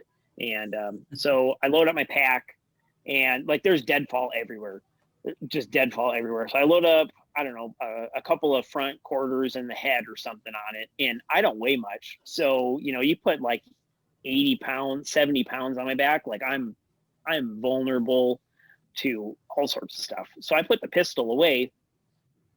So while I'm heading out this 800-yard ridge, I come across 3 sets of mountain lion tracks, and it is one big set of mountain lion tracks and 2 little tiny ones. Oh, so shit. Yeah, and this has maybe been 25 to 30 minutes of time has passed between when I walked through here the first time, got the elk, and then headed back. So I don't know if those things watched me pass them and I totally missed it, or if it was just like a good coincidence. You know, we kind of crossed paths, you know, a few minutes apart. I'm not really sure what happened. But so how much of the elk were you hauling back at this point? Because you quartered it, right? Right. Yeah. It was like a rear quarter and the head, or two front quarters in the head. So you left quite a bit behind at that time. Oh yeah. There was a ton of meat left over there. The night before, I just took out like the loose meat, like probably some neck meat and the tenderloins and the back straps. And then I just came back for the quarters and the head. But yeah, I mean, so at that point, like I put my pistol in my pack. Like I need my hands to not break a leg, you know, climbing over deadfall and stuff. Right. My legs are short. There's trees big enough out here. Like I'm rolling over those freaking things. And, you know, so I don't know if I got lucky or, you know, whatever, but thankfully, like I didn't have a run in with that cat. and then that cat wanted the meat on my back. I don't know what I would have done. I would have been fucked. That's because Mama Mountain Lion says, "All right, kid, see that Sasquatch over there? He'll tickle your belly. You don't want to mess with him. He shoots fire at you." Right. That's fucking wild, Yeah. man. That is fucking wild. It's so crazy to think like how detached most people are from that kind of like that's like 100 years ago. That wasn't probably an uncommon experience to be out hunting, having to think about other predators in the area, having to like maximize the amount of like kill that you're hauling back with you to wherever the I don't know, it could be like a group, it could be like where home is, whatever. Just like how detached most people are from that concept. Like here in northern Minnesota, we have to think about like weather. Okay. Yeah. Weather has How cold is it gonna get? Okay, so that's a little survival-ish. Okay, it's 20 below. It's a little bit of survival. But when you're out in the fucking mountains and you're hunting an apex predator, or you're hunting something that an apex predator might be after, that's fucking wild, dude. Yeah, and the craziest thing about it is how difficult it is to access some of these areas. Like you might only be 2 miles from a road, but that's like a 4-hour like slog. See, it sounds like to me you need to fix one of your CT90s because that's what they're designed for. We need a CT90 and a fucking chainsaw to get through that shit. Because you're climbing over trees, right? It's thick. It's just straight through the woods. Yeah, that's just straight There's through the no woods. trails. It's a CT90. It doesn't need a trail. It just goes. Oh yeah, it's a trail 90, so it could just make its own trail. Yeah, I've heard stories of people pulling out moose and shit with those things. Yes. Well, yeah, you could load some bits up, So I sort of did that. I tried to do that day. I packed up and I brought the Rokon with on that elk hunt because I was I was thinking it might come in handy. And there was a trail that I took to climb a couple thousand feet to get a little bit closer. Well, it was so fucking cold that all the ground, like even just the dirt, it was slippery. And for the life of me, I couldn't make it past one switchback up the trail with a 2-wheel drive motorcycle. And it was so bad. And that was like, I was doing the math in my head the night before, like, holy fuck. I'm like, I'm probably 3 hours from the truck, a 3-hour hike. And I was like, I know I can't do that in 2 trips. Like that's a 3 or 4 trip haul for me. Cause I'm just little. And, so I was like, okay, well, if I can ride the Rokon even an hour, that's going to save me 3 times, 2, whatever. I did the math in my head. I figured it was going to save me 3 to maybe 5 hours of hiking. And I was like, oh, fuck yeah. I was like, I can do that. I can do that in one day. Well, I fucked around with the Rokon in the morning, getting it out of the truck. The bitch wouldn't start. Then it didn't. It didn't. Yeah. Well, it was literally like 6 degrees out. It was just brutal. What's that? Did you say electric dirt bikes? I know. That's the wave of the future. Electricity. So 4 drill batteries and an afternoon. 4 DeWalt's. Yeah. My workshop is here. Yeah. But no, I fucked around with that thing for an hour. And then I made it like 70 yards up the trail. It was so bad. I was holding that thing wide open and I was like, just like trying to manhandle it up and over little logs on the trail and stuff. Nah. And this so is gonna haul elk back. Yeah. Oh yeah. I'm like, this is a bad idea. Even if I get it up there is a real bad idea. Cause you're talking about steep fucking hills like this. I don't know, like way over 45% slopes. Like these are probably 60 to 80. Oof. Wow. Yeah. Oh, damn, insane. dude. Absolutely insane slopes. So yeah, no, right. Right. Yeah. But Or no, I tried. Or Grom. Grom with knobby tires. Yeah, you need some. That's just studs fucking and wild. chains. Okay, so you live out in the mountains. Like, how many of your neighbors do this same shit? Or are they just up there for the view? Like, how many mountain men do you live amongst? But better question: how many neighbors do you have? Do you have any neighbors? Follow-up question: can you see any of your neighbors from your house? Oh, that's a great question. Well, it depends what he defines as a neighbor. The Right. squirrels When- and the. Yeah, exactly. No, yeah, none of my neighbors do anything quite like this. I talk to them and they're like, "Oh, I'd love to go elk hunting." And you tell them a story or two and they're like, "Well, maybe I don't want to do that." So you want to be hunted by a big cat? Yeah, right. Dude, I had a bear huff at me this year. I was putting a Jesus stock on a Christ. bear with my so I was bear hunting this Okay, spring so I with have my to ask, bow. Did this have any effect on your risk aversion to investing? I was going to say, we've been bear hunting all day. That's all we've been doing today. I've been bear hunting with a stock all day. So I was getting hunted by this Bitcoin, right? Exactly. Yeah. No, I get pretty risky out there, as far as like bear hunting and stuff. But yeah, it's a good time. Yeah, I do have a couple of friends out here that I've gone hunting with that are pretty hardcore hunters. So that's kind of nice. But I don't know many of them. Most of them don't want to get too crazy. Damn, dude, that's wild. That's so I mean, cool. I hunted as a kid, and it was mostly deer hunting. Like I said earlier, grouse, that kind of thing. Can't even imagine. Like we're out in the thick of it. We've got a handful of trail systems back there in my cabin, and that was always kind of like my manly moment. But like then I hear that you're out like fucking hunting elk with a bow. Dude, I think I lost inches to my cock. Like, so you're in the negatives now? Yeah, I am, dude. I mean, basically growing a vagina. Does Ryan have a tough time like carrying out elk because his balls are so heavy and big? Is that dude. He's like Randy Marsh. He's got a fucking need the wheelbarrow.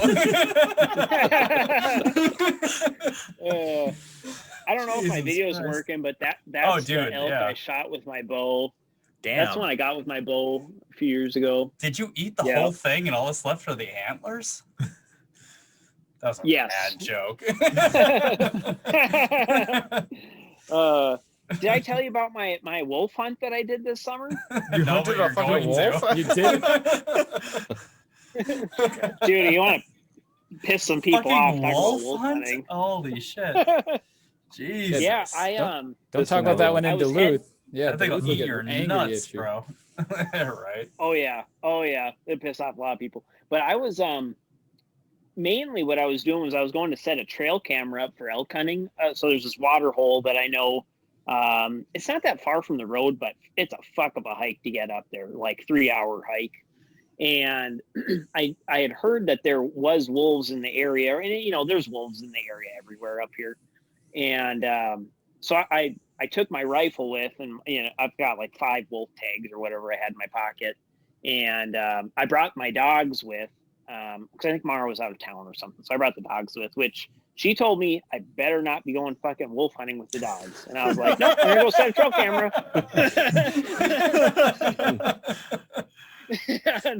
and so this was a backpack hunt. So I camped. I put camp in my backpack and hiked up there. I ended up setting up my tent in the dark, kind of on this hill. I had to dig out a little bit of a flat spot to sleep on, up there. But I was seeing fresh wolf sign, and the dogs were like smelling trees and stuff, and I'm like, oh fuck, like maybe there are some wolves up here right now. And the dogs were smelling all the trails we're walking on, like the game trails and stuff. They're smelling stuff and like acting different. And so whatever, we set up camp, go to sleep. I decided to tie the dogs up. I was thinking to myself, because one of my dogs, Luna, she's a wanderer, and I was like, that's the last thing I need, start wandering out here. So I tie them both up. Well, 5:30 rolls around, and I'm like waking up to like some weird sounds, and I'm like, what the fuck? And so, and it occurs to me, it's a bunch of wolves howling just down the ridge from where I'm camped. And so it's like 5:30 in the morning, and I'm like whooped, and I didn't plan on waking up early, and I didn't go to bed early. And so it, like, the sun's just coming up, and the clouds are real low, so it's kind of foggy, you know. And I'm like, well, fuck it, I came up here to go hunt wolves, you know. So I grab and they're just a couple hundred yards away, like they're fucking close. And I look at my phone. I'm like, okay, they're probably in this little spot, is what it looked like to me. And it was like, I don't know, 200-300 yards, whatever. So I grab the dogs, don't have any leashes, but grab the dog, untie them, grab my rifle. That's it. Head down. I got my phone with me as my GPS. And so I'm heading down. The ridge kind of splits off into two. So I take the ridge that I know they're not on, because it's kind of open. And I was like, okay, I might be able to see them, you know. Well, by the time I get down there, I start howling to try to locate them again. And they were like just out of sight. Like I could not see them. They were just over the other side of the ridge. And so they howled for a minute or two, whatever. I'm kind of waiting. What I'm hoping to do, I'm hoping that they're just going to start running around, you know, trying to find me. And I was going to, you know, like shooting dogs on the side of the hill, you know. That's what I was hoping it was going to be. And that's not what happened. So then another wolf howled up above, like right by where camp was. And I was the first thing I thought was, we got him. Yeah, right. So when this wolf howled, I was like, you could tell like this was a badass wolf. The other ones were kind of like yippee howling and stuff, but this one was a fucking howl, and it like made the hair on the back of my neck stand up. And I was like, Jesus, like what am I getting myself into? And then I was, you know, obviously I was glad, because a thought crossed my mind briefly to just leave the dogs tied up. That would have been a fucking dumb idea, but I was really thankful that I hadn't done that. So the wolves that I was hunting originally, I heard them howling at the bottom of the hill on the other side. There's a creek down there. So I like kind of haul ass to get over to the next ridge where they were. And I get there, and those other wolves, that badass wolf, it sounds like there's two wolves there howling, at least two. And the other one had some pups and an adult or two or something like that is what it sounded like. Well, the bigger group with the pups, they headed up the next ridge, and I could hear them howling up at the top of the next one. Well, there's this little hole through the trees that I could see an open hillside, and there's a weird black spot on there. So I pull out my binoculars. Sure as shit, there's a wolf standing out there right out in the open. And I'm just looking through a little hole in the trees, and it looks to me like it's way far, like 500-600 yards. And I still had wolves howling. So I weighed my options of taking a shot at it.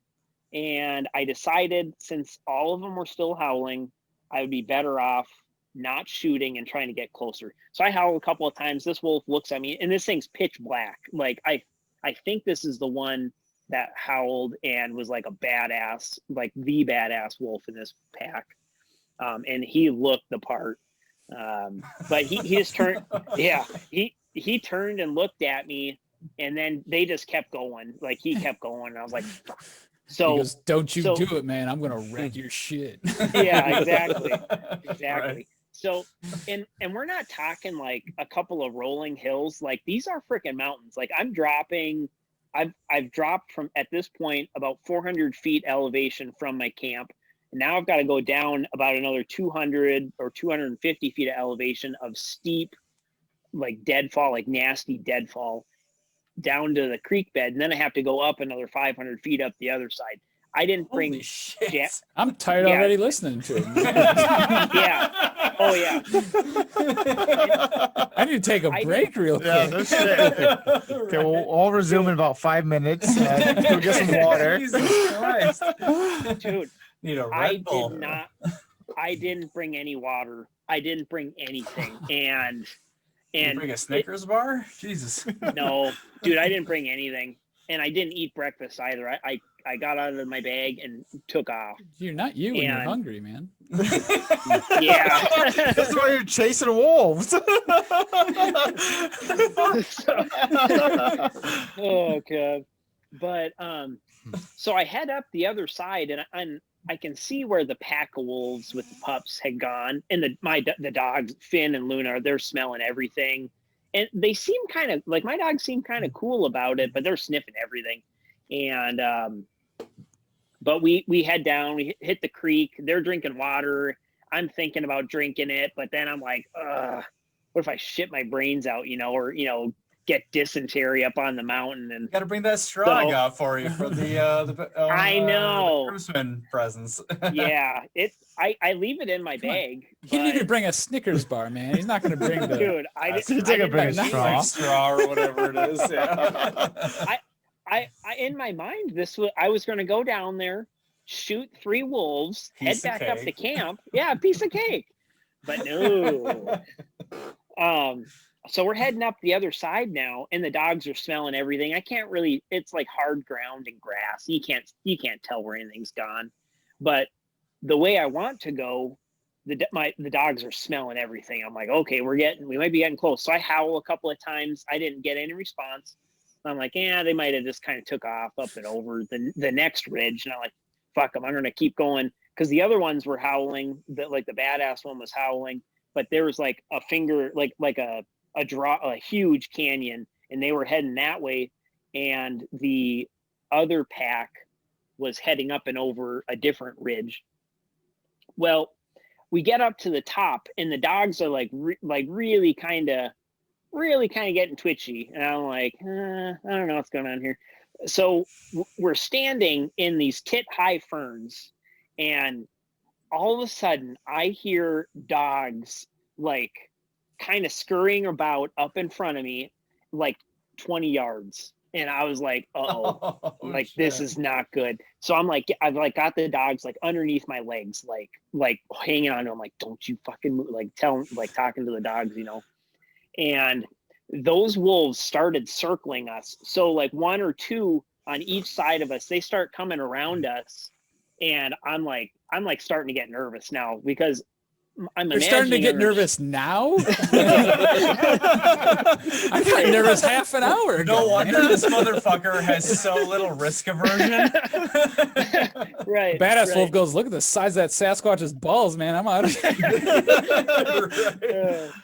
But so at this point, like, I'm getting nervous. Like, I don't want to shoot anymore, because I'm picturing I'm going to start shooting, and I brought my AR-15 with a break on it, so I've got like a 15 round magazine in there, and you just keep shooting. Well, the last time I did that, the dogs I had the goats with, everybody took off running, because it's so freaking loud, and I'm imagining that's what's going to happen, and I'm not going to be able to find the dogs before the wolves do.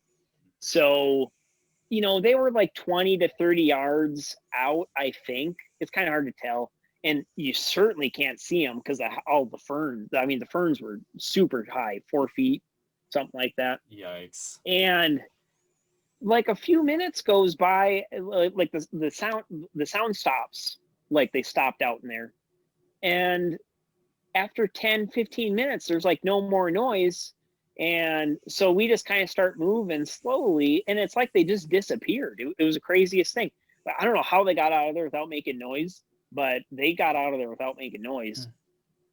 And I think I howled from that point or something, and the badass wolf howled up this drainage. So I'm like, well, they're still talking. Let's keep going. And I would have gone home. You turn around, not camp. Like, I'm gonna go rub one out and eat some waffles. Yeah, you check into a fucking Holiday Inn, enjoy some free breakfast, and call it a day. oh, God. So so we start following these other wolves. I end up finding like some wolf track or some elk tracks. There's like one set of elk tracks. They're running. So I figure these wolves are chasing elk in here. But I'm like within a couple hundred yards of this other wolf. So I keep following him, but he keeps moving and howling at me. And so I just keep following him. I end up getting pretty close to him, probably within 100 yards. And he's howling up there, whatever. And everything is so thick in this spot as well. Like there's nowhere to even get a shot off. Like it's just crazy. So I find this little opening in the pine trees, and this opening is like 15 feet long or so, and maybe like 5 or 6 feet wide, and that's it. And it is solid brush, leafy brush, and ferns.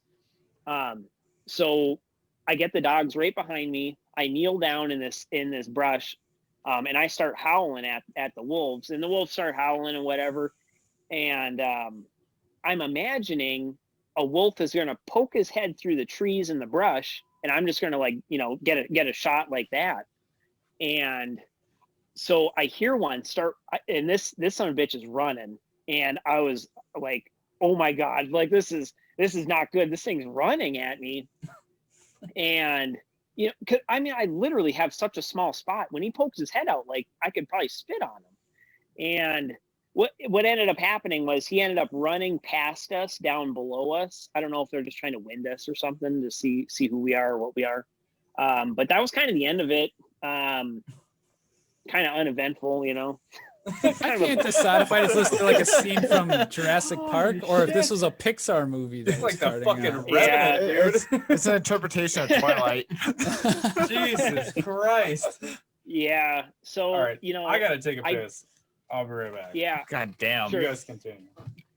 I didn't, so, I only saw the one. I didn't get a shot. So that was kind of disappointing, or I chose not to take the shot because I thought it was Oh, Oh, we're never gonna hear the end. Oh, there he is. Oh, Back. thank God. all the suspense. Oh no! Is my service You're- getting shit? You're good now. Yeah. I thought we were gonna miss the end of it. It was sad. A wolf must be Gotcha. fucking with your Wi-Fi right now. But I don't know. It was super cool. I was really disappointed I didn't get a shot. Disappointed I didn't take the one shot I had. Obviously I was happy I didn't get attacked by the wolves when they started circling us, because that was legitimately spooky. And same with when that one was running at us, and there was nowhere for us to go. Like it was just a wall of brush, and it would have been like a battle royale, close quarters combat if that thing poked his head in there. But no, I think I hunted those things for 4 or 5, 6 hours, something like that. Way too freaking long without water. I was dying. So then I had to hike back to camp, and that took me over an hour. And one of those wolves took a shit in my tent. Yeah, right. Got him. Oh man. But yeah, that was crazy. I don't know. That's probably the craziest story. That and that mountain lion story. Those are probably the craziest ones I have. But I've got some other predator stories out in the woods and stuff. So, it's usually pretty fun. Can you hunt wolves with 223? Yeah, you can hunt. Yep. Okay. Yeah. Can you hunt elk with 223? I thought you had don't to use 308. think so. Like that was no, there. Don't quote me on it, but I think there's a minimum bullet size. Huh? What's that? Oh, nothing. You guys keep talking. Oh, I think there is a minimum bullet size for elk, and I think they describe it as 243 or bigger.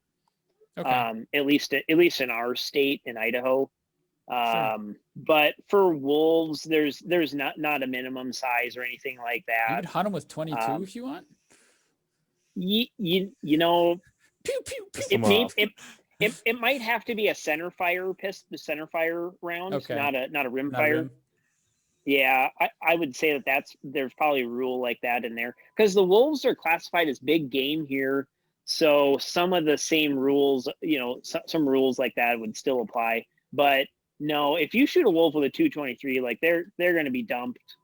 They'll be in pretty rough shape. I guess they're about human size. That makes sense.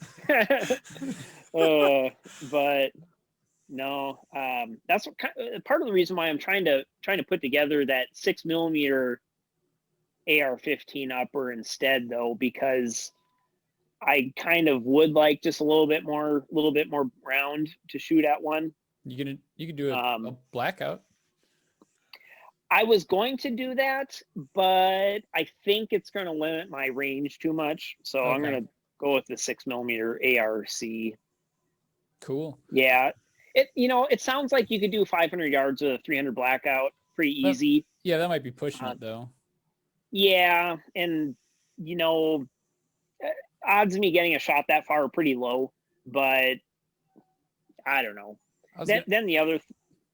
So I'll cut in. So I'm doing a special caliber here. So Wait, here is we that go. the one I painted? That's the one we painted, buddy. Oh yeah. Hell yeah. So this caliber. Is there still a stack of pennies inside that thing? Yes. Oh, that's the pistol. That's the other one. Okay. Yeah, no, That's this the thing. interest it's earned. Yeah, I mean, you got to get a scope like that, and then when you're hunting wolves, Hell yeah. you just got to go pistol. Just gotta. No, it's Let them have it. That's right. And if you need extra range, you put the extra barrel on there. Jesus Christ. Yeah. Man, I miss Nerf guns. Oh, so Are they as badass as they used to be? So it's kind of fun. So I've got kids, so I've transitioned to a lot of, I didn't have kids before and we played with this dumb stuff anyway, but now I've got kids that can pull it back out again. And the eldest is 6 now, which in part of it, I've got a number of firearms, including some pellet guns and stuff like that. And so I'm trying to teach him a lot of gun safety. And he shot up the pellet gun, but part of it is even playing with Nerf guns. And the point is that we've got a little range thing set up downstairs where they're just shooting little pieces of foam hanging on a string, but they don't shoot each other. So the 3-year-old and the 6-year-old are just shooting at this thing, which the 3-year-old likes to put all the Nerf pellets together and make popcorn. That's how she plays with them. But either way, it's a lot of fun. She'll take like a 3-foot chain gun and just happily fire it off while wearing an Elsa costume and a crown. It's great. Does she put it up to the shoulder and everything? Oh no, it's like you hold it, and it's got like a belt feed, like Yeah. Just from the hip. We need to see some video of that. I've got it. I've got it. I'll 3-year-old send it to you. with a Gatling gun. In an elf costume. Oh man. Best part. So because I got a little bit back into it, I was like, okay, we'll get back into this. So, Jake's familiar with this bad boy. Oh yeah. This is the one right here. This is fantastic. But so you can do a lot of modifications to Nerf rifles and make them hit a little bit harder and take out the air restrictor. But recently in times I've learned there's air guns like this that are not Nerf, that are meaner. And so we got one. We got this one. Yes. So what's fun about this is who makes this? Nexus Pro, whoever that is. But Nexus Pro said, you know what? I'm going to make it so you can shoot Nerf pellets in there. No problem. You probably have a lot of Nerf pellets. No problem. You need this clip for it, but that's cool. In fact, this thing takes like 3 different kinds of ammunition. Some specialty people like making darts that are half length, that literally you can like almost a 9mm style and just rack a clip in there. And anyway, Is that actual accessory sight rail on top? Oh, we're getting there, buddy. Sorry to jump ahead. So, game recognized game. yeah. So the point is, not only when you rack this thing, you go, oh, like my 6-year-old can't rack this because the spring is so literally it's a buffer tube like an AR-15. Yeah. I mean, this whole thing truly is like a spring. Now, what's fun, Ryan can even attest to that. That's an AR-15 stock adapter. This is, it's not the mil spec one. I think it's the commercial one. This is an AR-15 stock. No. And it goes on here. Holy shit. I mean, this is a normal.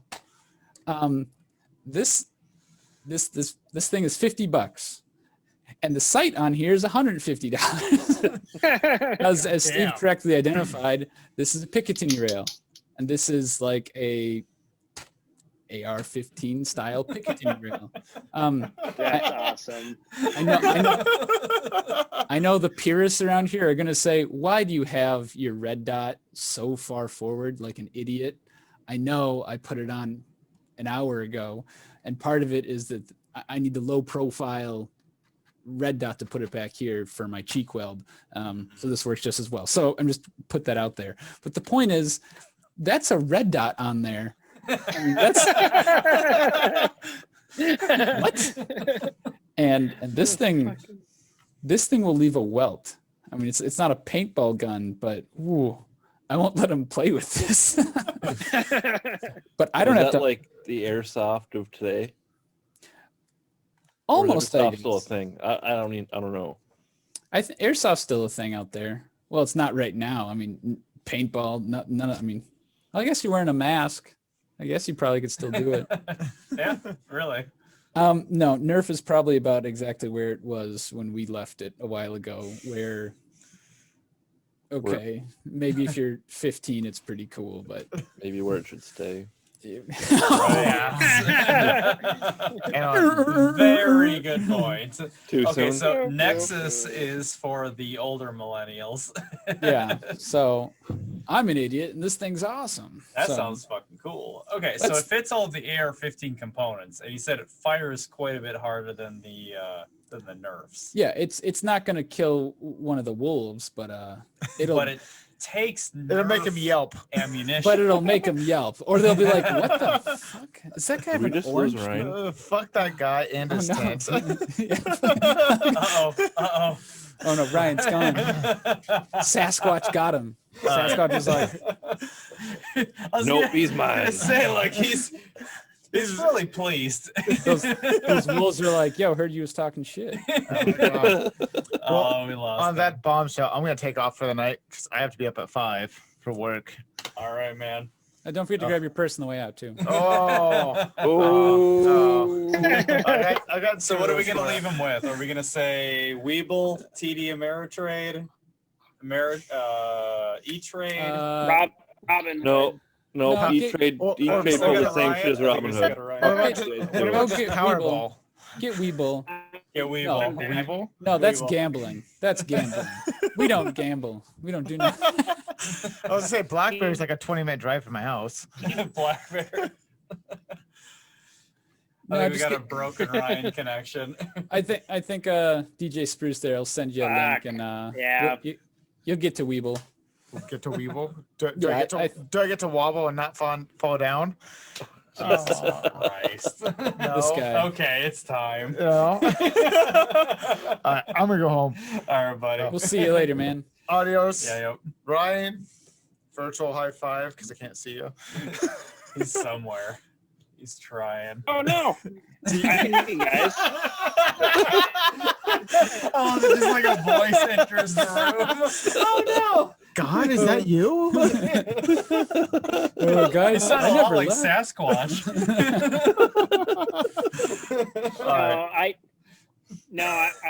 I lost you guys for a minute there. I think the storm's getting shitty over here, so my service is getting fucked.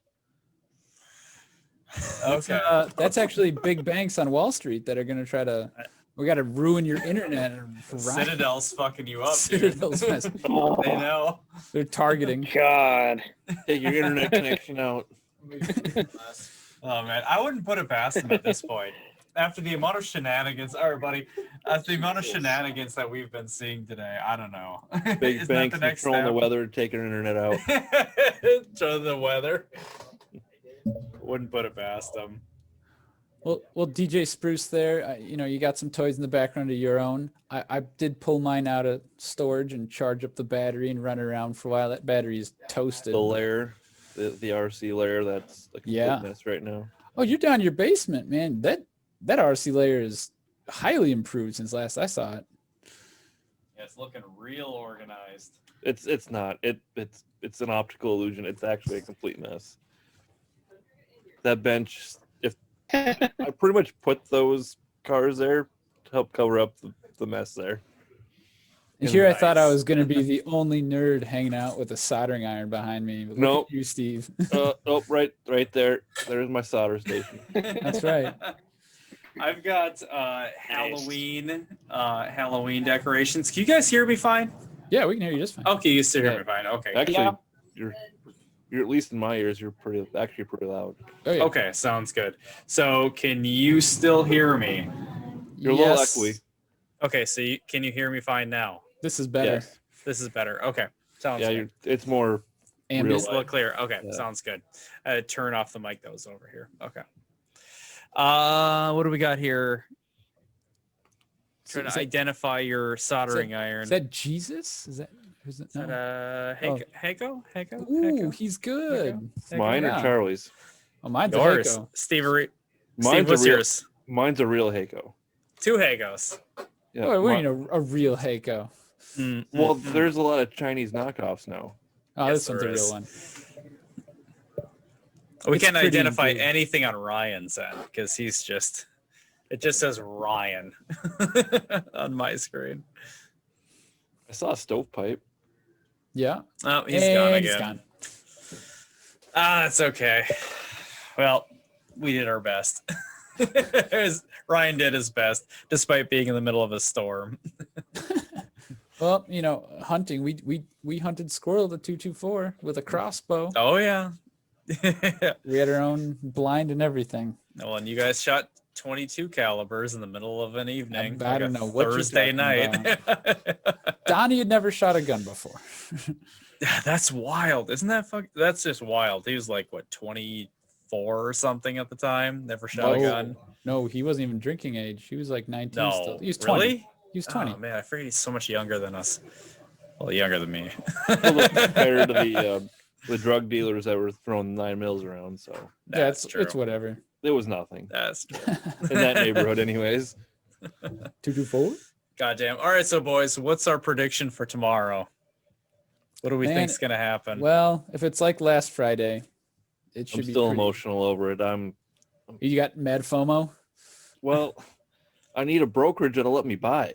Oh, Right. that's true. And I've told you, man. I've told you where to Fidelity. go. these servers were so backed up, I couldn't make an account today. Oh, that's true.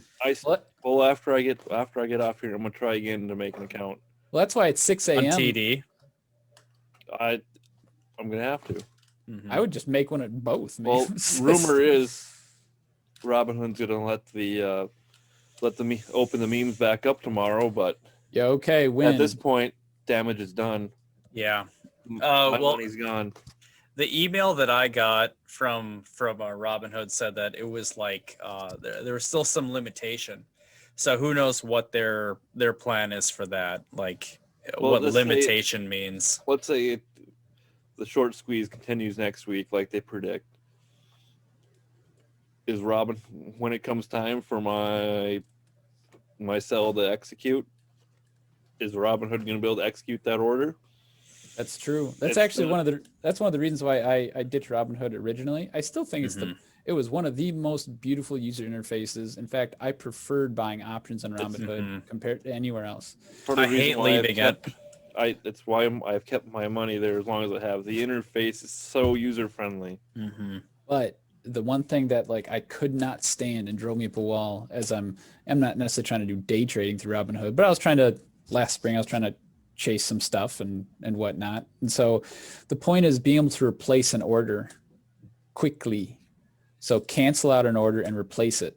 With the stuff I do now, it's a button click. It's gone. Or I click it and it goes.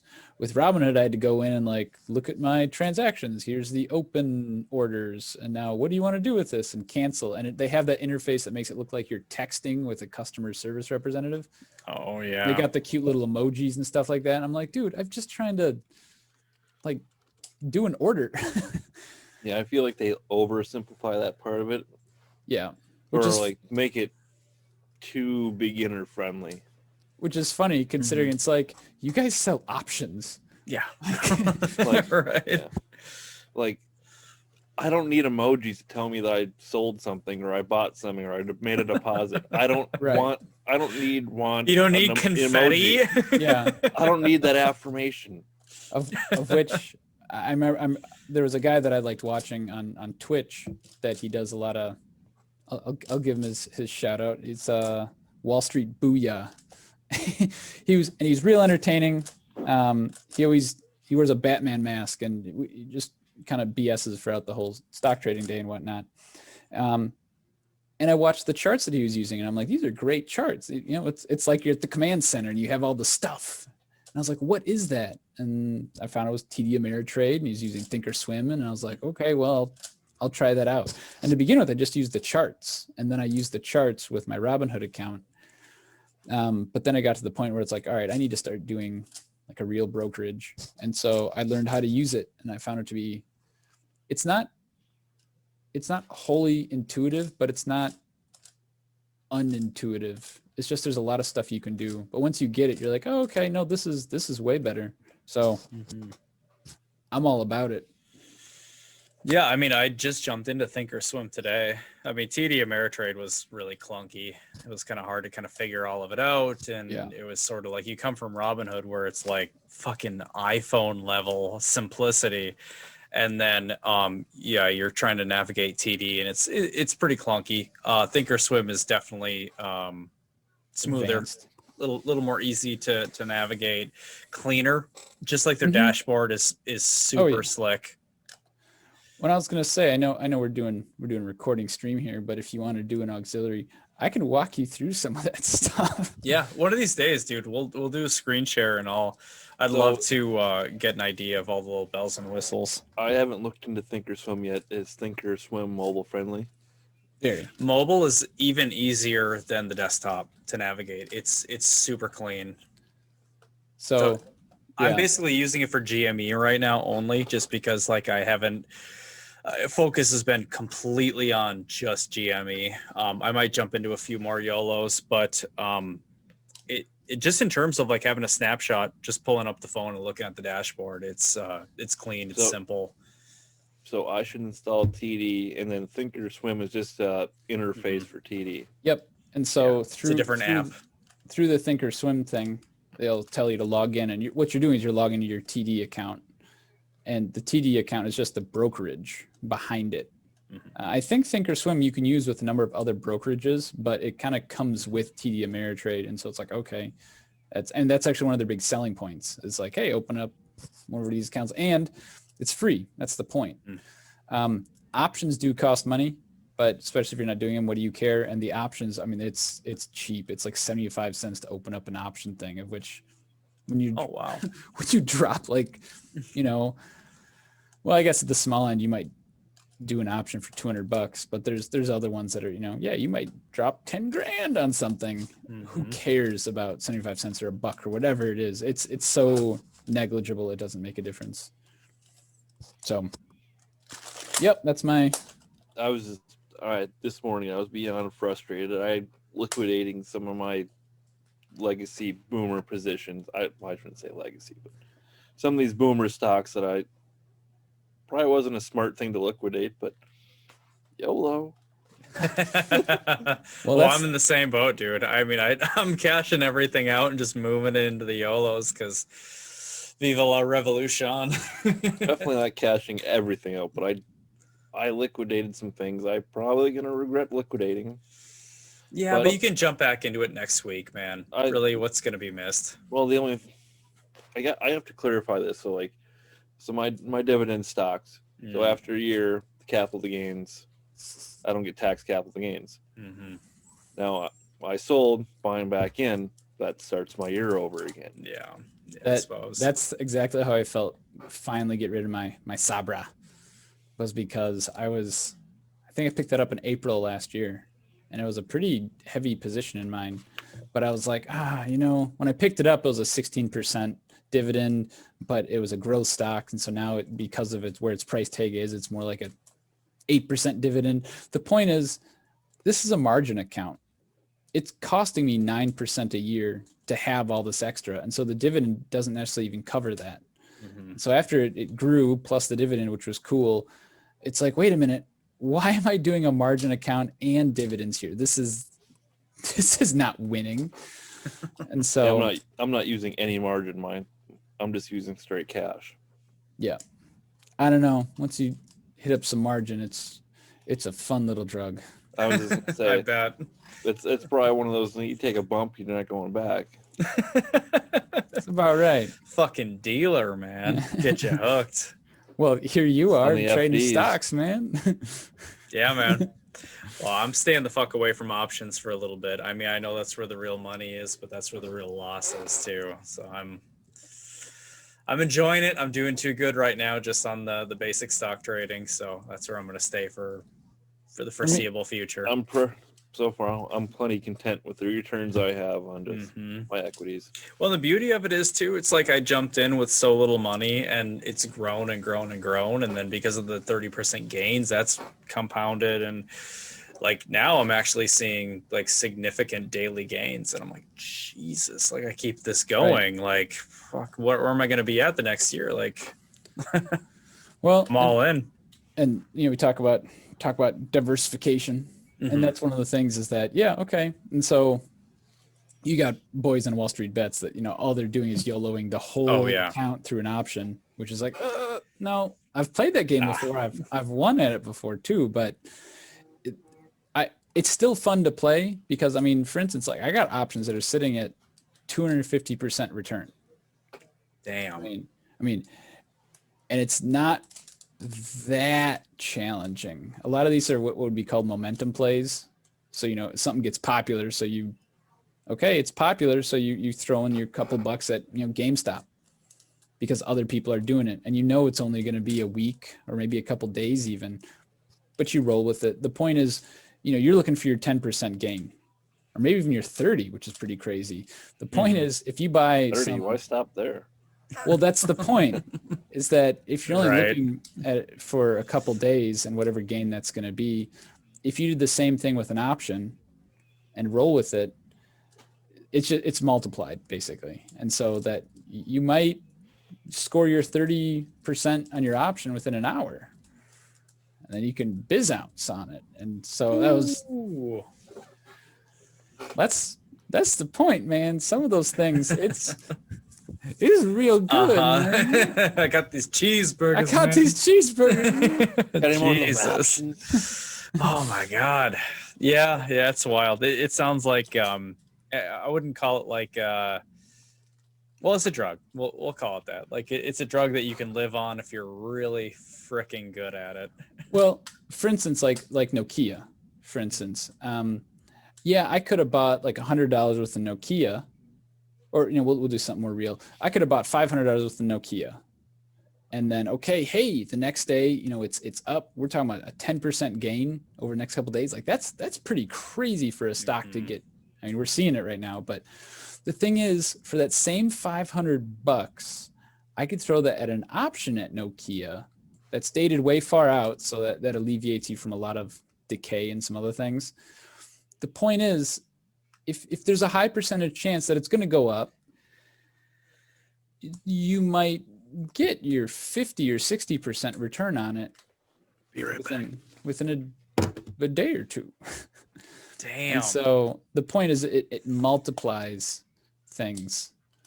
They get more complex. There's some other things to know about it. For instance, like short dated ones.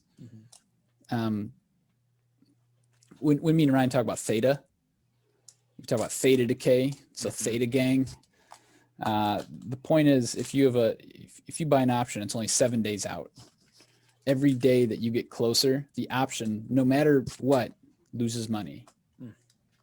And so the stock might even go up in the direction you want, but because you're closer, it might go down. So that's why even with GameStop going up, you could be losing money on those options. Wow. Because some of those options, the way they're priced, okay, there's 100% gain on a day. Well, you have to keep getting 100% gains in order for your option to like kind of maintain or make money. And so, okay, sorry, it was only a 50% day. Sorry, that option now lost money. That's actually volatility and not that decay. But the point is there's a lot more that goes into one of those. And so it's like, if you know what you're doing, or even if you have an idea of what you shouldn't be doing. And so that's why all my stuff are really long dated ones. But it allows me to do like a YOLO play with $500 and get a cool gain in a short period of time and be out and be done. Damn, dude. So A lot that goes into that. Playing 7D chess over here. 17. No, just straight 10D checkers, man. I don't know what I'm doing. 10D checkers. I feel like that's a shirt waiting to happen. 10D checkers. I'm in danger. Or just find deep dirt cheap penny stocks and just hold forever. Right. I know, but then you Stupid gotta hold returns. forever. But you don't have that much invested into it, and it's Yeah, but plug style returns. yeah, but okay, let's say you throw your $500, right? Take your $500 in your penny stock. Let's say No, I get it. You're I don't know. gonna get it back faster on multiple option plays. Speed. Now the true ballers do options on penny stocks. Oh man, those guys is crazy. Big ball. Jesus. Big I mean, balls. how do you even okay, so you have to have some buzz about whatever the stock is to justify that kind of a risk on it. So where do you even start with that? Where do you find it? Where do you have that information? I mean, that's fucking nuts to me that somebody can just go like, yeah, I'm going to bet the house on this penny stock that's, 2 months out or a month out or whatever it is. And But we'll see what happens. 2 months out, it's even a little short for me. So for me, Really? my options are like a year and a half. Now, I might only hold them for 4 days. Mm-hmm. But the point is, let's say there's a time value in it. So let's say it's going to sound funny, but okay, this it's worth $20 in time. It has $20 worth of time in it. Okay, well, if in 3 days, it's going to have about $20 worth of time still in it. And so I don't lose anything there. Where if you take something that's 7 days out, it's now 1/7 closer the next day. And so it loses 1/7 of its time value. So that $20, you wrote 1/7 of it off. And it's actually, it's worse than that, but it's similar. But where do you find DD on penny stocks? Well, think about it like this. Okay, cannabis. So cannabis and battery stuff is probably like this year going to be good. And so you'd scour the internet for, hey, what are some up and coming like battery companies? Basically what I've been doing. Both small caps and, hey, I keep seeing this ticker. It's a startup company in California. They're trying a new style of super ion battery. And then you do the Diligent Steve style and you do your DD and you look at their financials. You read their 10Ks and you read, hey, this guy is legit. He's got, this is his address. You pull it up on Google Maps and you go, okay, he's in the small business park. Looks like he's got 15 employees and they're going places. Okay. Oh, looks like they've got a military contract. Cool. You could look up this company that's called Super Batteries, We're going to change the world.com blockchain, and you pull it up and you go, there are 15 penny stock accounts that all link to the same address that's an apartment building complex. And you go, this isn't legitimate. And you go, I'm not going to invest in that.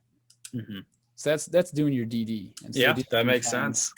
I mean, or for me, just find out which ticker gets knocked the most on our Robinhood penny stocks, and you go, yeah, okay, I'll roll with that. Yeah, I guess, I mean, that makes a lot of sense. Well, so Chloe and I, we've got a family member that's actually in the robotics industry. He's an engineer at Miso Robotics, and they're they're the people who developed Flippy. Flippy is the burger flipper for I want to say Fat Burger or something. Picked them up, I bet people and then hate them. couple colleges. So it's big. They got big contracts, but they're not yet publicly traded, and we are like edge of our seat waiting for that IPO to happen. Well, technically, you got another option there. There is a way to buy in. That's the point. Is that if you know, I mean, that close to your chest opportunity. Mm-hmm. Now, usually, if you do like private like that, you got to come up with some Skrilla. It requires a little bit. Yeah. And we've been pondering it. So, I don't know, something like that. This is the other thing. Do your DD. Find out if Flippy has competitors that are publicly traded that might be bigger. Do they already have an edge? I mean, part of it is, are they first to the market? If they're publicly traded, they have got a good possibility that they might be bigger. Yeah, they've got pending copyrights right now, or trademarks, excuse me. But I think it's still pending. So I don't know where they are in terms of like who came in first, who's where. And I mean, if it's pending, it's pending. So somebody else could be putting something together right now. So I don't know. Again, there's more DD to do. Just buy RQ and let her ride. Yeah. There's that. Well, I'm already in that, brother. The lazy way. I like spreading this thing out. Put my feelers out there. That's one of the reasons I got into stocks, as I told you, I had that technology fund that just like year over year, 20%, 40%. I was like, what is this? Is insane. Now, if you got 40% a year out of something like one of those ARCs, hey, cool. You didn't have to do anything. Right. I know, it's crazy. And that's what I keep telling the wife too, is like, don't be too anxious about like your knowledge of the process. Like there are actively managed funds like you guys suggested to me, and that's treated me very good, that if you hop into those, learn, research in the meantime, but that gets your foot in the door, and they're managed really well. ARK does a hell of a job. Yep. Is that Kathy? Kathy Woods. Mm-hmm. Yeah. What a legend, man. She's making me money every day. Yeah, man. Not Just today. Not today. ARKK bounced back. Give me this. Q was a turd, but KK, I think, bounced back today. I was too busy trying to open accounts to even pay attention what my account actually was doing today. Holy buckets. Look at that. Yeah. All three of them. K closed 1.4% today. Yeah. So, ARC G did great today too. 2.5. I know, that's the thing. I gotta hop in the genomics one. Yeah. Well, But if a certain brokerage wouldn't keep fucking over their customers, I could do that. well, if a certain someone ordered up the right brokerage to begin with. I know, that's where I'm at now. Hey, we told you to open up Robinhood. That's on us too, and it still is a great introductory for anybody. That's the thing. That's the worst part of this whole situation, is like you buy into a brokerage, you begin to trust them, you like the platform, you learned like how to navigate the whole thing. It's fucking amazing. It's slick. And then you try and move over to something like TD and you're like, oh my God. Right. Like the learning curve on this thing. That's pretty much with me and Weeble right now. Yeah. Weeble, even to me, well, I was like, wow, this is a lot. And I get it. They're trying to put a lot into a small package there. I mean, they are the mixture between what TD offers. On the other hand, Steve, if you look at the Thinkorswim app, it's easier than Weeble. Yeah. It's more intuitive. Is nice. It's more intuitive than Weeble. It's less intuitive than Robinhood, but I mean, that's that is what it is. But it's like anything else. Like, you got your cars behind you. You can go buy an RC car for $30. Why are you going to use that stuff back there? Why do you spend the time, the effort, and the money? I mean, those are gonna be more prone to breaking than the $7 thing I can pick up at CVS. But it's the exact same thing. You kind of get what you pay for. And the reason I can make some of my moves is because it's a good brokerage. It's got good charts. It's up to date. It doesn't lock you out when things get tough. So, Steve, you hopping over to Thinkorswim or what? I think so. Well, whatever doesn't lock me out. Yeah, no shit. Putting my money where I want to put my money. Now I think was it Tuesday? Maybe it was Monday morning. One of the two, like things did go down. Like I didn't have a major problem, but like every brokerage had outages because of just the sheer volume of everybody coming in and doing stuff. And so that's when AMC was like popping off. And I put an order in through my phone at like $12. Like I was going to get it, man. And I was pumped because I looked like 45 minutes later. I was like, hell yeah, it's at 16. The order never went through. It sat there and it showed it. Everything. It was like, yeah, man. Yeah, your order's in. No, it wasn't. That's what I went through. Was it Monday or Tuesday when things were popping off? Like I couldn't even get my order through. Yeah. And so I've had that only happen, I think, once, and that was the day. But everybody had trouble. I mean, every brokerage was down. But yeah, it's just been a crazy week. Just insane. Isn't this what got Robinhood in trouble the first go around? They got outages. Yeah, but like I'm cool like- with outages. Like back get in it. March, I mean, I don't care who or what your servers are. There was so much going on. I mean, I don't know if anybody would have kept up. Right. Right. Well, is this comparable in terms of sheer volume? This is more volume, but Mhm. they've also improved their servers. The biggest thing that's been like the hands up, like, nope, screw them, is the restriction That's on trading. Like, Right. I can deal with a server. In fact, if they were smart, they would have been like, oh man, our servers are just doing really bad. And I'm sorry, we just can't trade today. not saying, Like- oh, we're doing this for your own good. Yeah, No, that one fuck is like, that. No, fuck you. Fuck you. I know. right. It's wild. Well, have you guys gotten the emails from them too and tried to read their bullshit? That I whole don't know. Democratic, that whole when they say that the Democratic Democratize. what a pile- yeah. What a pile of bullshit. Yeah. I haven't read any in a little while. Yeah, it's horseshit. I mean, when you find out that Obviously, like, the masses Citadel want owns to put their 40%. money there. Yeah, exactly. I kind of want to know where their Robinhood's backing now, because obviously they got better strings than their customers do. Mm-hmm. Well, I mean, that's how it started, because when they first showed up, they were a free brokerage and people were like, what? Because at that time you still had E-Trade doing $10 trades and you still had like Share Builder, which was I was doing $7. And so this thing was a godsend. The Yeah, thing power is, power to the people type the- thing. the thing was, how are they paying for it? And it was kind of apparent. Everyone kind of knew it. What they do is that you get front runned on.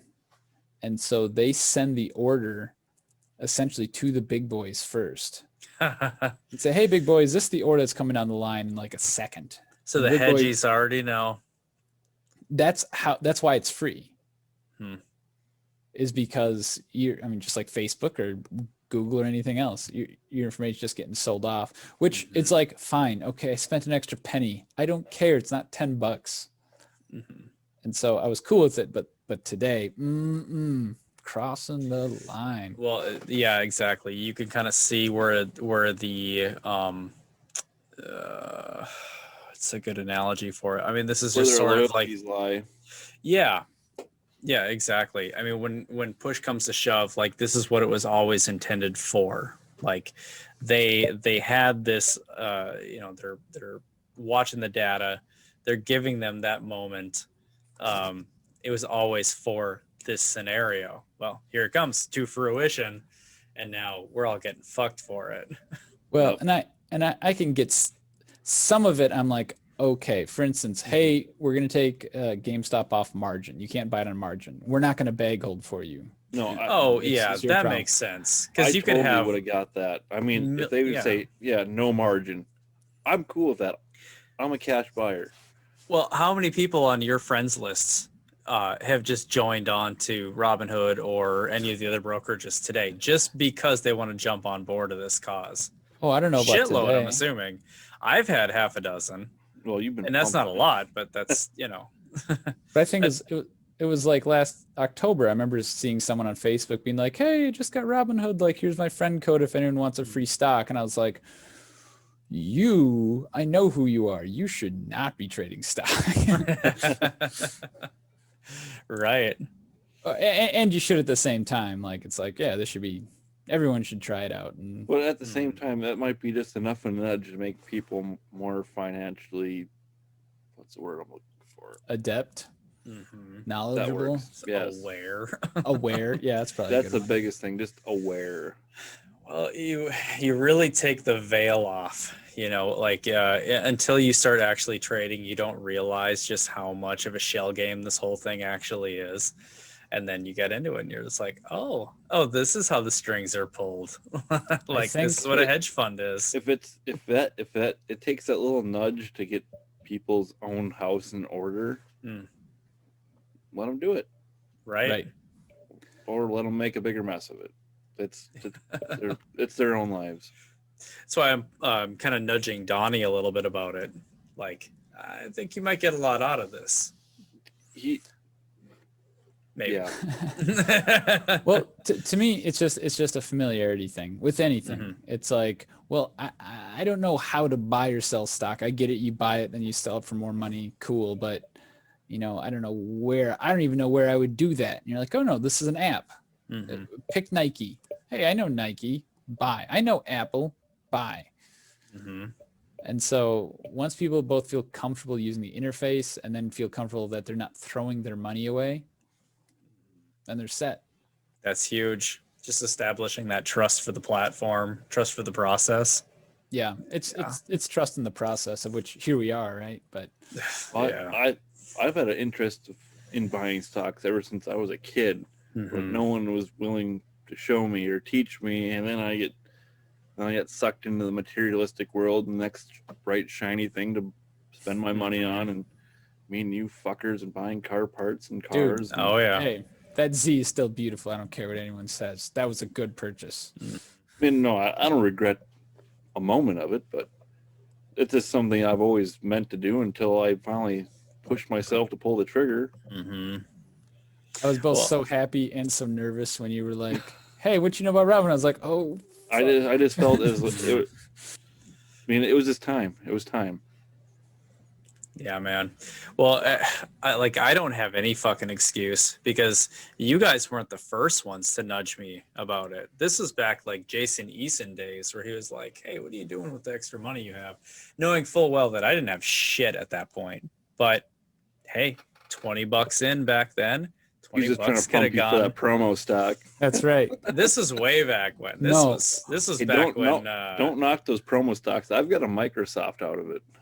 Yeah, nice, but dude. At the time when Jason Eason was pushing it, your $20 is gone. You spent $10 getting in. You can't buy fractional shares. Okay, you bought what can you buy? I mean, even when I got in, you couldn't do fractional shares. All right, so much even this short time, so much has changed to make it even that much more accessible. Mm-hmm. It's insane. I could have bought Bitcoin. You This is back in 2008, 2007. Of course I wouldn't have. Because part of it back then, we talk about accessibility. It was hard to buy Bitcoin. Right. People were mining it to get it. They're mining it, but like the exchanges, you're talking about Mt. Gox or another one. But the point is like getting it from US dollars was a challenge. You had to work. And it was like, I mean, it almost sounded like borderline like dark web things. Conspiracy-ish. It wasn't borderline dark web. A lot of it was because of the Silk Road. That's what brought Bitcoin into like the mainstream. Was like, wait a minute, I can buy acid with this? Oh yeah. It takes something like Silk Road. To me, like Silk Road was never like mainstream, but it takes something like Silk Road to bring it to mainstream. It's wild. Well, if you think about what that did for the image too, because a few people caught on like, oh, you can buy some shit with this. And I think that just hurt its image that kept it so much more on the fringes. This is what I love. We got Wall Street Bets. They've had the constant, all right, put all your essentially thread form almost just right here, just everyone just saying, just yelling. We're after hours now. And so what do they have? They've got the GME overnight pajama party mega thread. It's a fun group of idiots. I love it. Yo, health check time. Get proper sleep, eat proper food, stretch occasionally, and hydrate. I can't believe how many people. It's really interesting because it is such Charlie, a. I'm calling you out here. I haven't seen you drink yet. Hey, buddy, this is empty now. This growler is the size of my head. Memories. Fuck yeah. Yeah. Steve, I drink. You fucks with that. Fucks Fucks with it. Yeah, boys. Well, I don't know. Should we turn in and tomorrow we'll have another day of YOLOs and butthole clenching? I'll leave with the that little ringing noise that you get on my indicator on Thinkorswim. Mm-hmm. So that little ring noise is only on occasion, and that occasion usually says, hey, if you get in right now, this is probably a spot where you could scalp, at least a couple bucks, maybe 10%, especially with GameStop. So if you hear that ring and you act now, you might get a 10% gain in 10 minutes. If you do it right now. And so when I hear that, I have to move. When does the market open? The market opens on extended hours at diaper change time at 4 a.m. our time. I'm laying in bed and I woke up to that and I was awake. Now I didn't get up and do anything about it, but I'm like, I can hear it way down the hall because I didn't turn it down. And I'm like, oh man, like I'm in it. So it's like, hey, cool, I'm in it and it's going to go up. Sweet. But I used to have it different where it would ding every down. So every exit point, so I got a lot more dings whenever it would go down. And so you hear that little ring saying, hey, it's going up, kind of. Then you hear ding, ding, ding. And every ding you go, oh man, it's going down more. I'm losing money. I'm losing money right now. Wait, it opens at 4? Extended hours open up extended. Okay. That makes sense. It closes at 8 p.m. Eastern, which is 7 p.m. And you've seen it. There's enough volume after hours to do things. Oh, yeah. It is not flat. Yeah, I'll wake up and I'll go, holy shit, a lot happened while I was sleeping. Yeah, and like this morning I was up at 5. I saw it crack up to like, was it 5:13 or whatever it did? And my indicator was like, it went over 5 this morning. Oh yeah, easy. I woke up with a boner. Like I looked at that and I was like, oh shit, we're making money today. And then it crashes. It pretty much got over 500 twice in pre-market. At 6:30 this morning it did. 6:30 and 5 o'clock. Let me tell you, boys, I am a rotten parent this week because of that. What is your, I think I've missed both of them, but what is your prediction for tomorrow and next week? I have no idea what's going to happen next week. Tomorrow, it's going to happen one of two ways. There's either going to be a big push tomorrow because of two reasons. It's getting more popular. I mean, just Wall Street Bets has grown insane. 5.5 million people are in that thing. Dude, last March was like a big deal when we crossed over 1 mil. And it's because it was getting really popular because we were making boatloads of money on puts. And now, I mean, the growth is just unprecedented. It's insane. So between that increasing people hopping on and frankly, people diamond handing it, we saw what they tried to do today. Opening, I mean, they crashed stuff right before open. You know how we were hitting circuit breakers on the way down? Those circuit breakers, I don't think work after hours. There was a candle at about 8 a.m. No, 7:45. That was bigger. It hurt. Oh. And then 8 o'clock occurred, and then it was really low. and then 8:30 showed up, and it trailed off some more. But the point is, no circuit breaker occurred. It dropped the price, and then opened up really low, of which then it cracked going up, and then it cracked going down. So I don't know. Well, so okay, I look at it just from like people's, goddamn end of the day, getting burnt out. So how long do you think people can just hold out? Because I mean, that's a big portion of it too. Is like, I'm in a couple of different threads now, or not threads, Facebook group messages talking about this shit, and I'm seeing very different attitudes between the two of them. Some people, they really like, they start seeing that drop, and you get a lot of people that are like, "Are we holding? Are we selling? Are we holding? Are we selling?" There's maybe one person in that group who's like, "What the fuck? Hold, it will bounce back." Whereas like our group of people are all just like completely dedicated to the hold, with maybe a couple of shares sell off, just to pull a little bit off the top, but we know it's going to hit the dip. We're going to buy back in with those shares. We're going to scalp a couple dollars off of it. So that's what I'm curious about, is like, if we roll into next week, do we have the steam and the volume to hold this thing out? Well, from that one thread or article or write up on Wall Street Bets, the impression I got, it's not even going to get hot till next week, because that's when the real short squeeze is going to happen. That's when the real buybacks are coming to fruition. At least that's what I got out of it. Maybe I'm completely wrong. Here's the danger on that. So again, these shorts don't have an expiration. They just have a cost to holding. And it's when that cost of holding outweighs the value or the theoretical risk. It's like, nope, it's just, it's too much loss. Like, I got to get it off. Because there's an opportunity cost for these guys too. They could be making 1% somewhere, and it's better than them hemorrhaging money. Good point. And so at some point in time, they're going to throw in the towel just because they're tired, but they know throwing in that towel is going to cost. And so I agree. I think they're waiting it out. Right now, though, is in a very special time because it's gone up so fast. And because these weekly options expire on Fridays. And so that's why last Friday it cracked off real big. Every single option, every call was in the money. Every single call, usually about half expire worthless, half don't. Usually about every single one. That's hundreds of shares that have to get settled, thousands.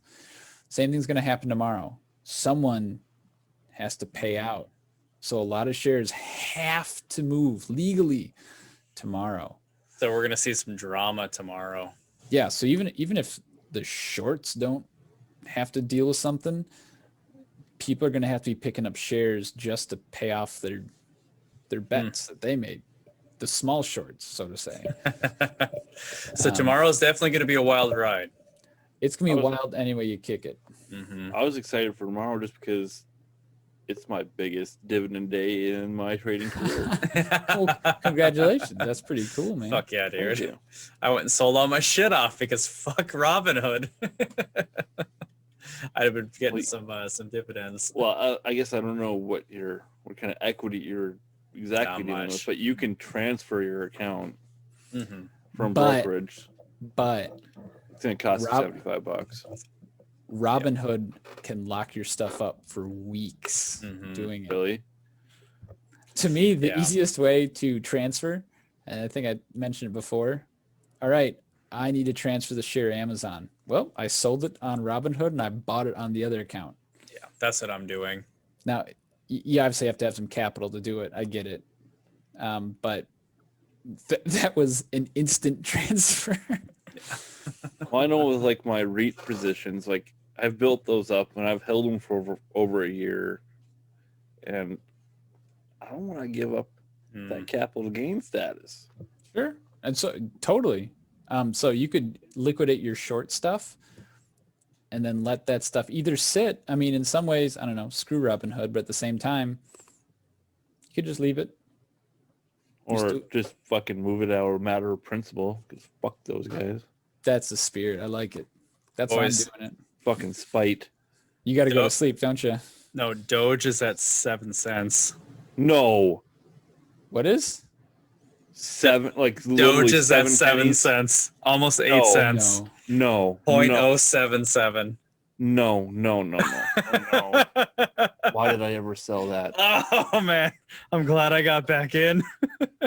You're Why in did it? I ever sell that? I'm in it, yeah.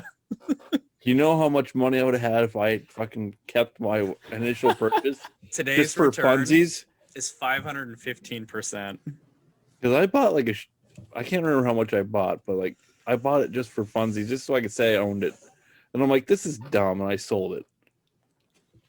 Well, dude, I knew about this thing like way back in the day, and it was one of the early alternate cryptocurrencies. The point was, it's a freaking dog coin. Yeah. Like it's a joke. There's no like Ethereum It's has a meme special coin. tools. That's the point, and that's why I'm like, I look at Dogecoin the same way people look at Bitcoin. Mhm. The way boomers look at it, they're like, it's nothing though. And I'm like, Yeah. well, no, it's a currency. Well, why is Dogecoin any different? I guess, but still, I mean, I'm gonna buy some now, but Well, here's the thing, man. The only thing that separates a currency from a fucking rock is, are you willing to trade it? even better though. What is the definition of a currency? What's a fiat currency? So by one definition, it's how you pay the government. The government issues these little pieces of paper and says, look, I want these pieces of paper back. That is a somewhat definition of a currency. Now, the fact that you guys use these pieces of paper amongst yourselves, cool, whatever. That way I can pull taxes and stuff like that. Miami, you can pay your taxes in Bitcoin now. Mm-hmm. Well, Bitcoin is now a currency now. yeah. Because now you can pay the government in Bitcoin. And it's just Well, oh, that's dude, a big deal. Pornhub takes Yeah. Dogecoin. I thought that was a satire article. No, I man. think it's legit. I mean, those dudes are on a technical edge. Oh, their interface is better than YouTube. True story. I mean, What? yeah. Okay, check it out. Check it Yeah. out. Who had the double click and move forward 10 seconds? Do you remember when YouTube came up with that? Oh, who had it for like a year before that? I didn't know. I still don't know that that's a thing. Really? You go on YouTube on your phone. YouTube on your phone. You're a Double-click. content creator. You don't know. You're supposed to know these things. I don't know. So if you're on YouTube, you've never double clicked on like half your phone and it went forward 30 seconds? No, I haven't. Oh my God. Okay. All right. Okay, so I got a touch of boomer about me. So sue me. Anyway, there's a number of My things. creators have timestamps, so I don't need those things. Yeah. I'll figure that out one of these days.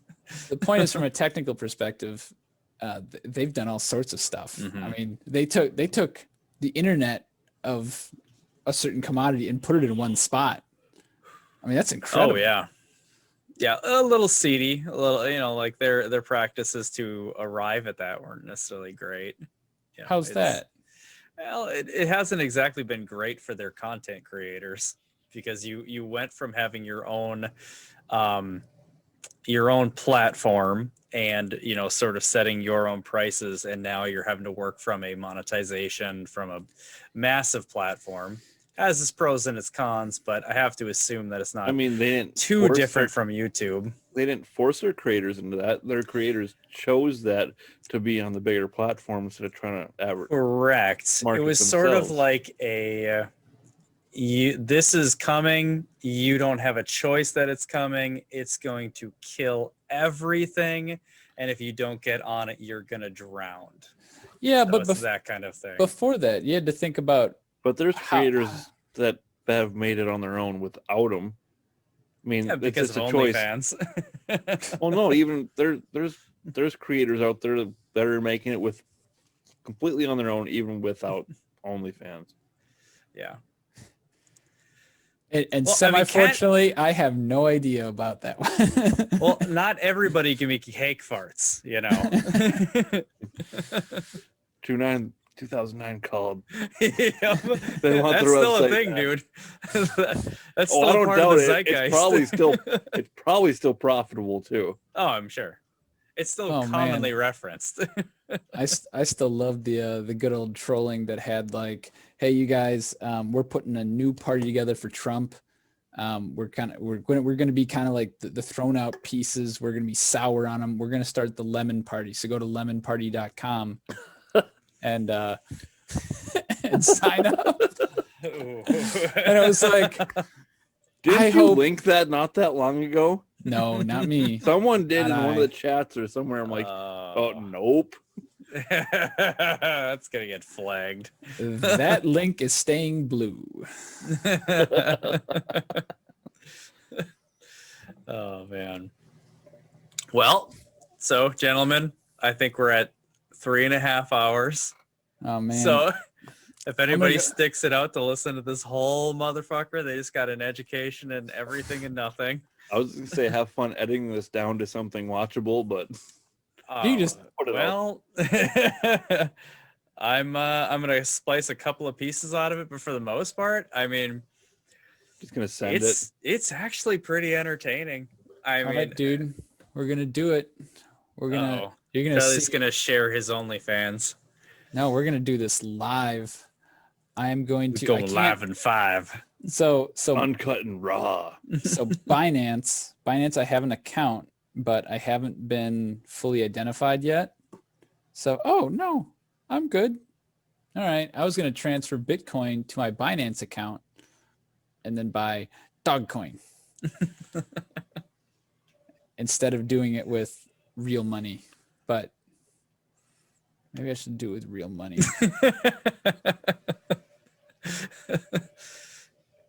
That's not nearly. Well, that's as exciting, huh? anticlimactic. Damn. No, I'm doing it the baller style.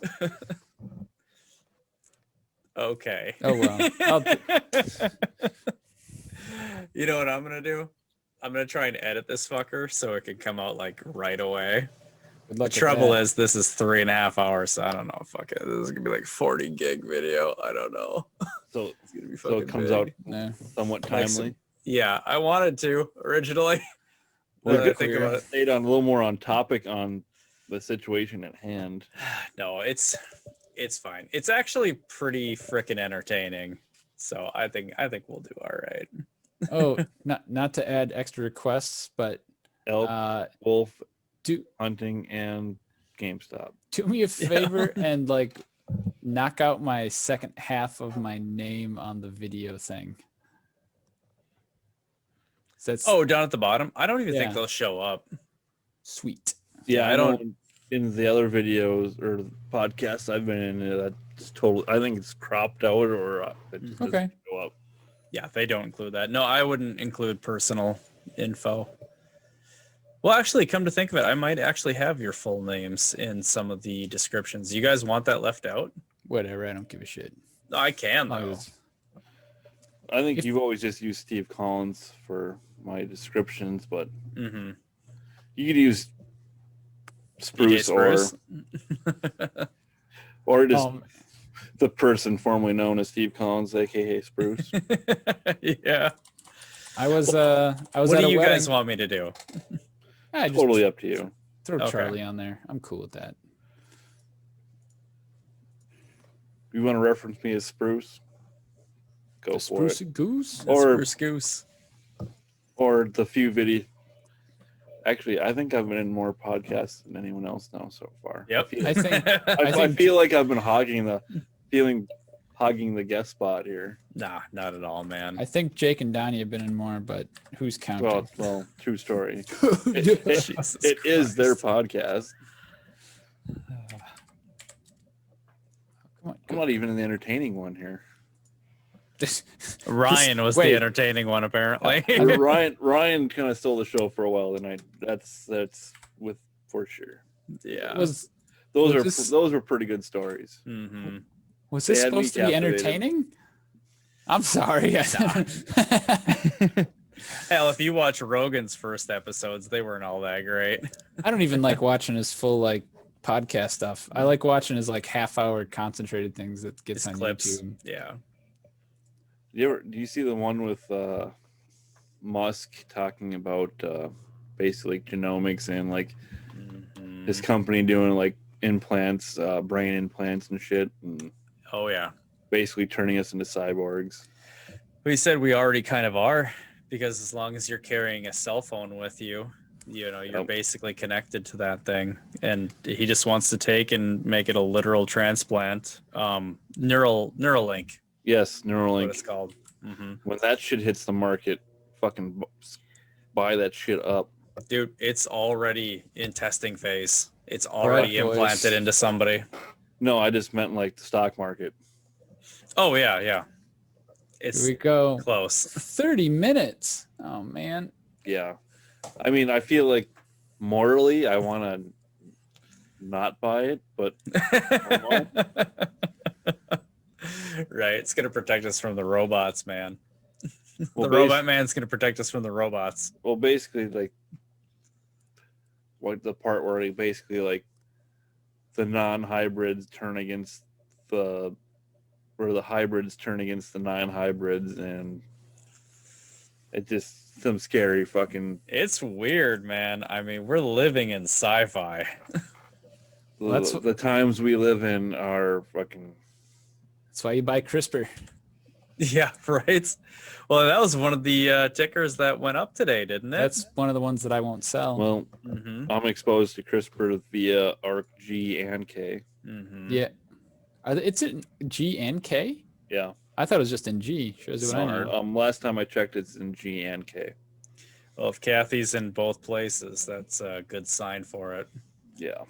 That's one that I'm just straight up like, no, I'm holding on to that. I better. You better You be. in better. there. I'm gonna. This Black Jeopardy. You better. What? Did I sell it? Oh man, Oh, you boomer. I boomered it. I probably figured I had ARC G and I needed the money. Respects. Put all I your had that money for back into breakfast. Boeing. Boeing? No. Forget Boeing. I had Rolls American Royce Airlines. For a while. That's the next YOLO, isn't it? Oh, dude, what is? You know, actually, American Airlines was on the Robin Hood's 9%. block list today. Mm-hmm. 9%. It's funny. I held that for like 6 months. I had a bunch of airlines, but and there were a couple pops where they did like 20% in a day, and then they slid back a little bit and stuff like that. They were okay gainers, but YOLO, baby. YOLO. Sweet. Okay, let's wrap this thing. So, ladies and gentlemen, thank you very much for watching 3+ hours of us talk shit. We'll see you next week. We love the stock. We love the stock. We love the Hold. stock. Hold, bitches. Hold on. Bye.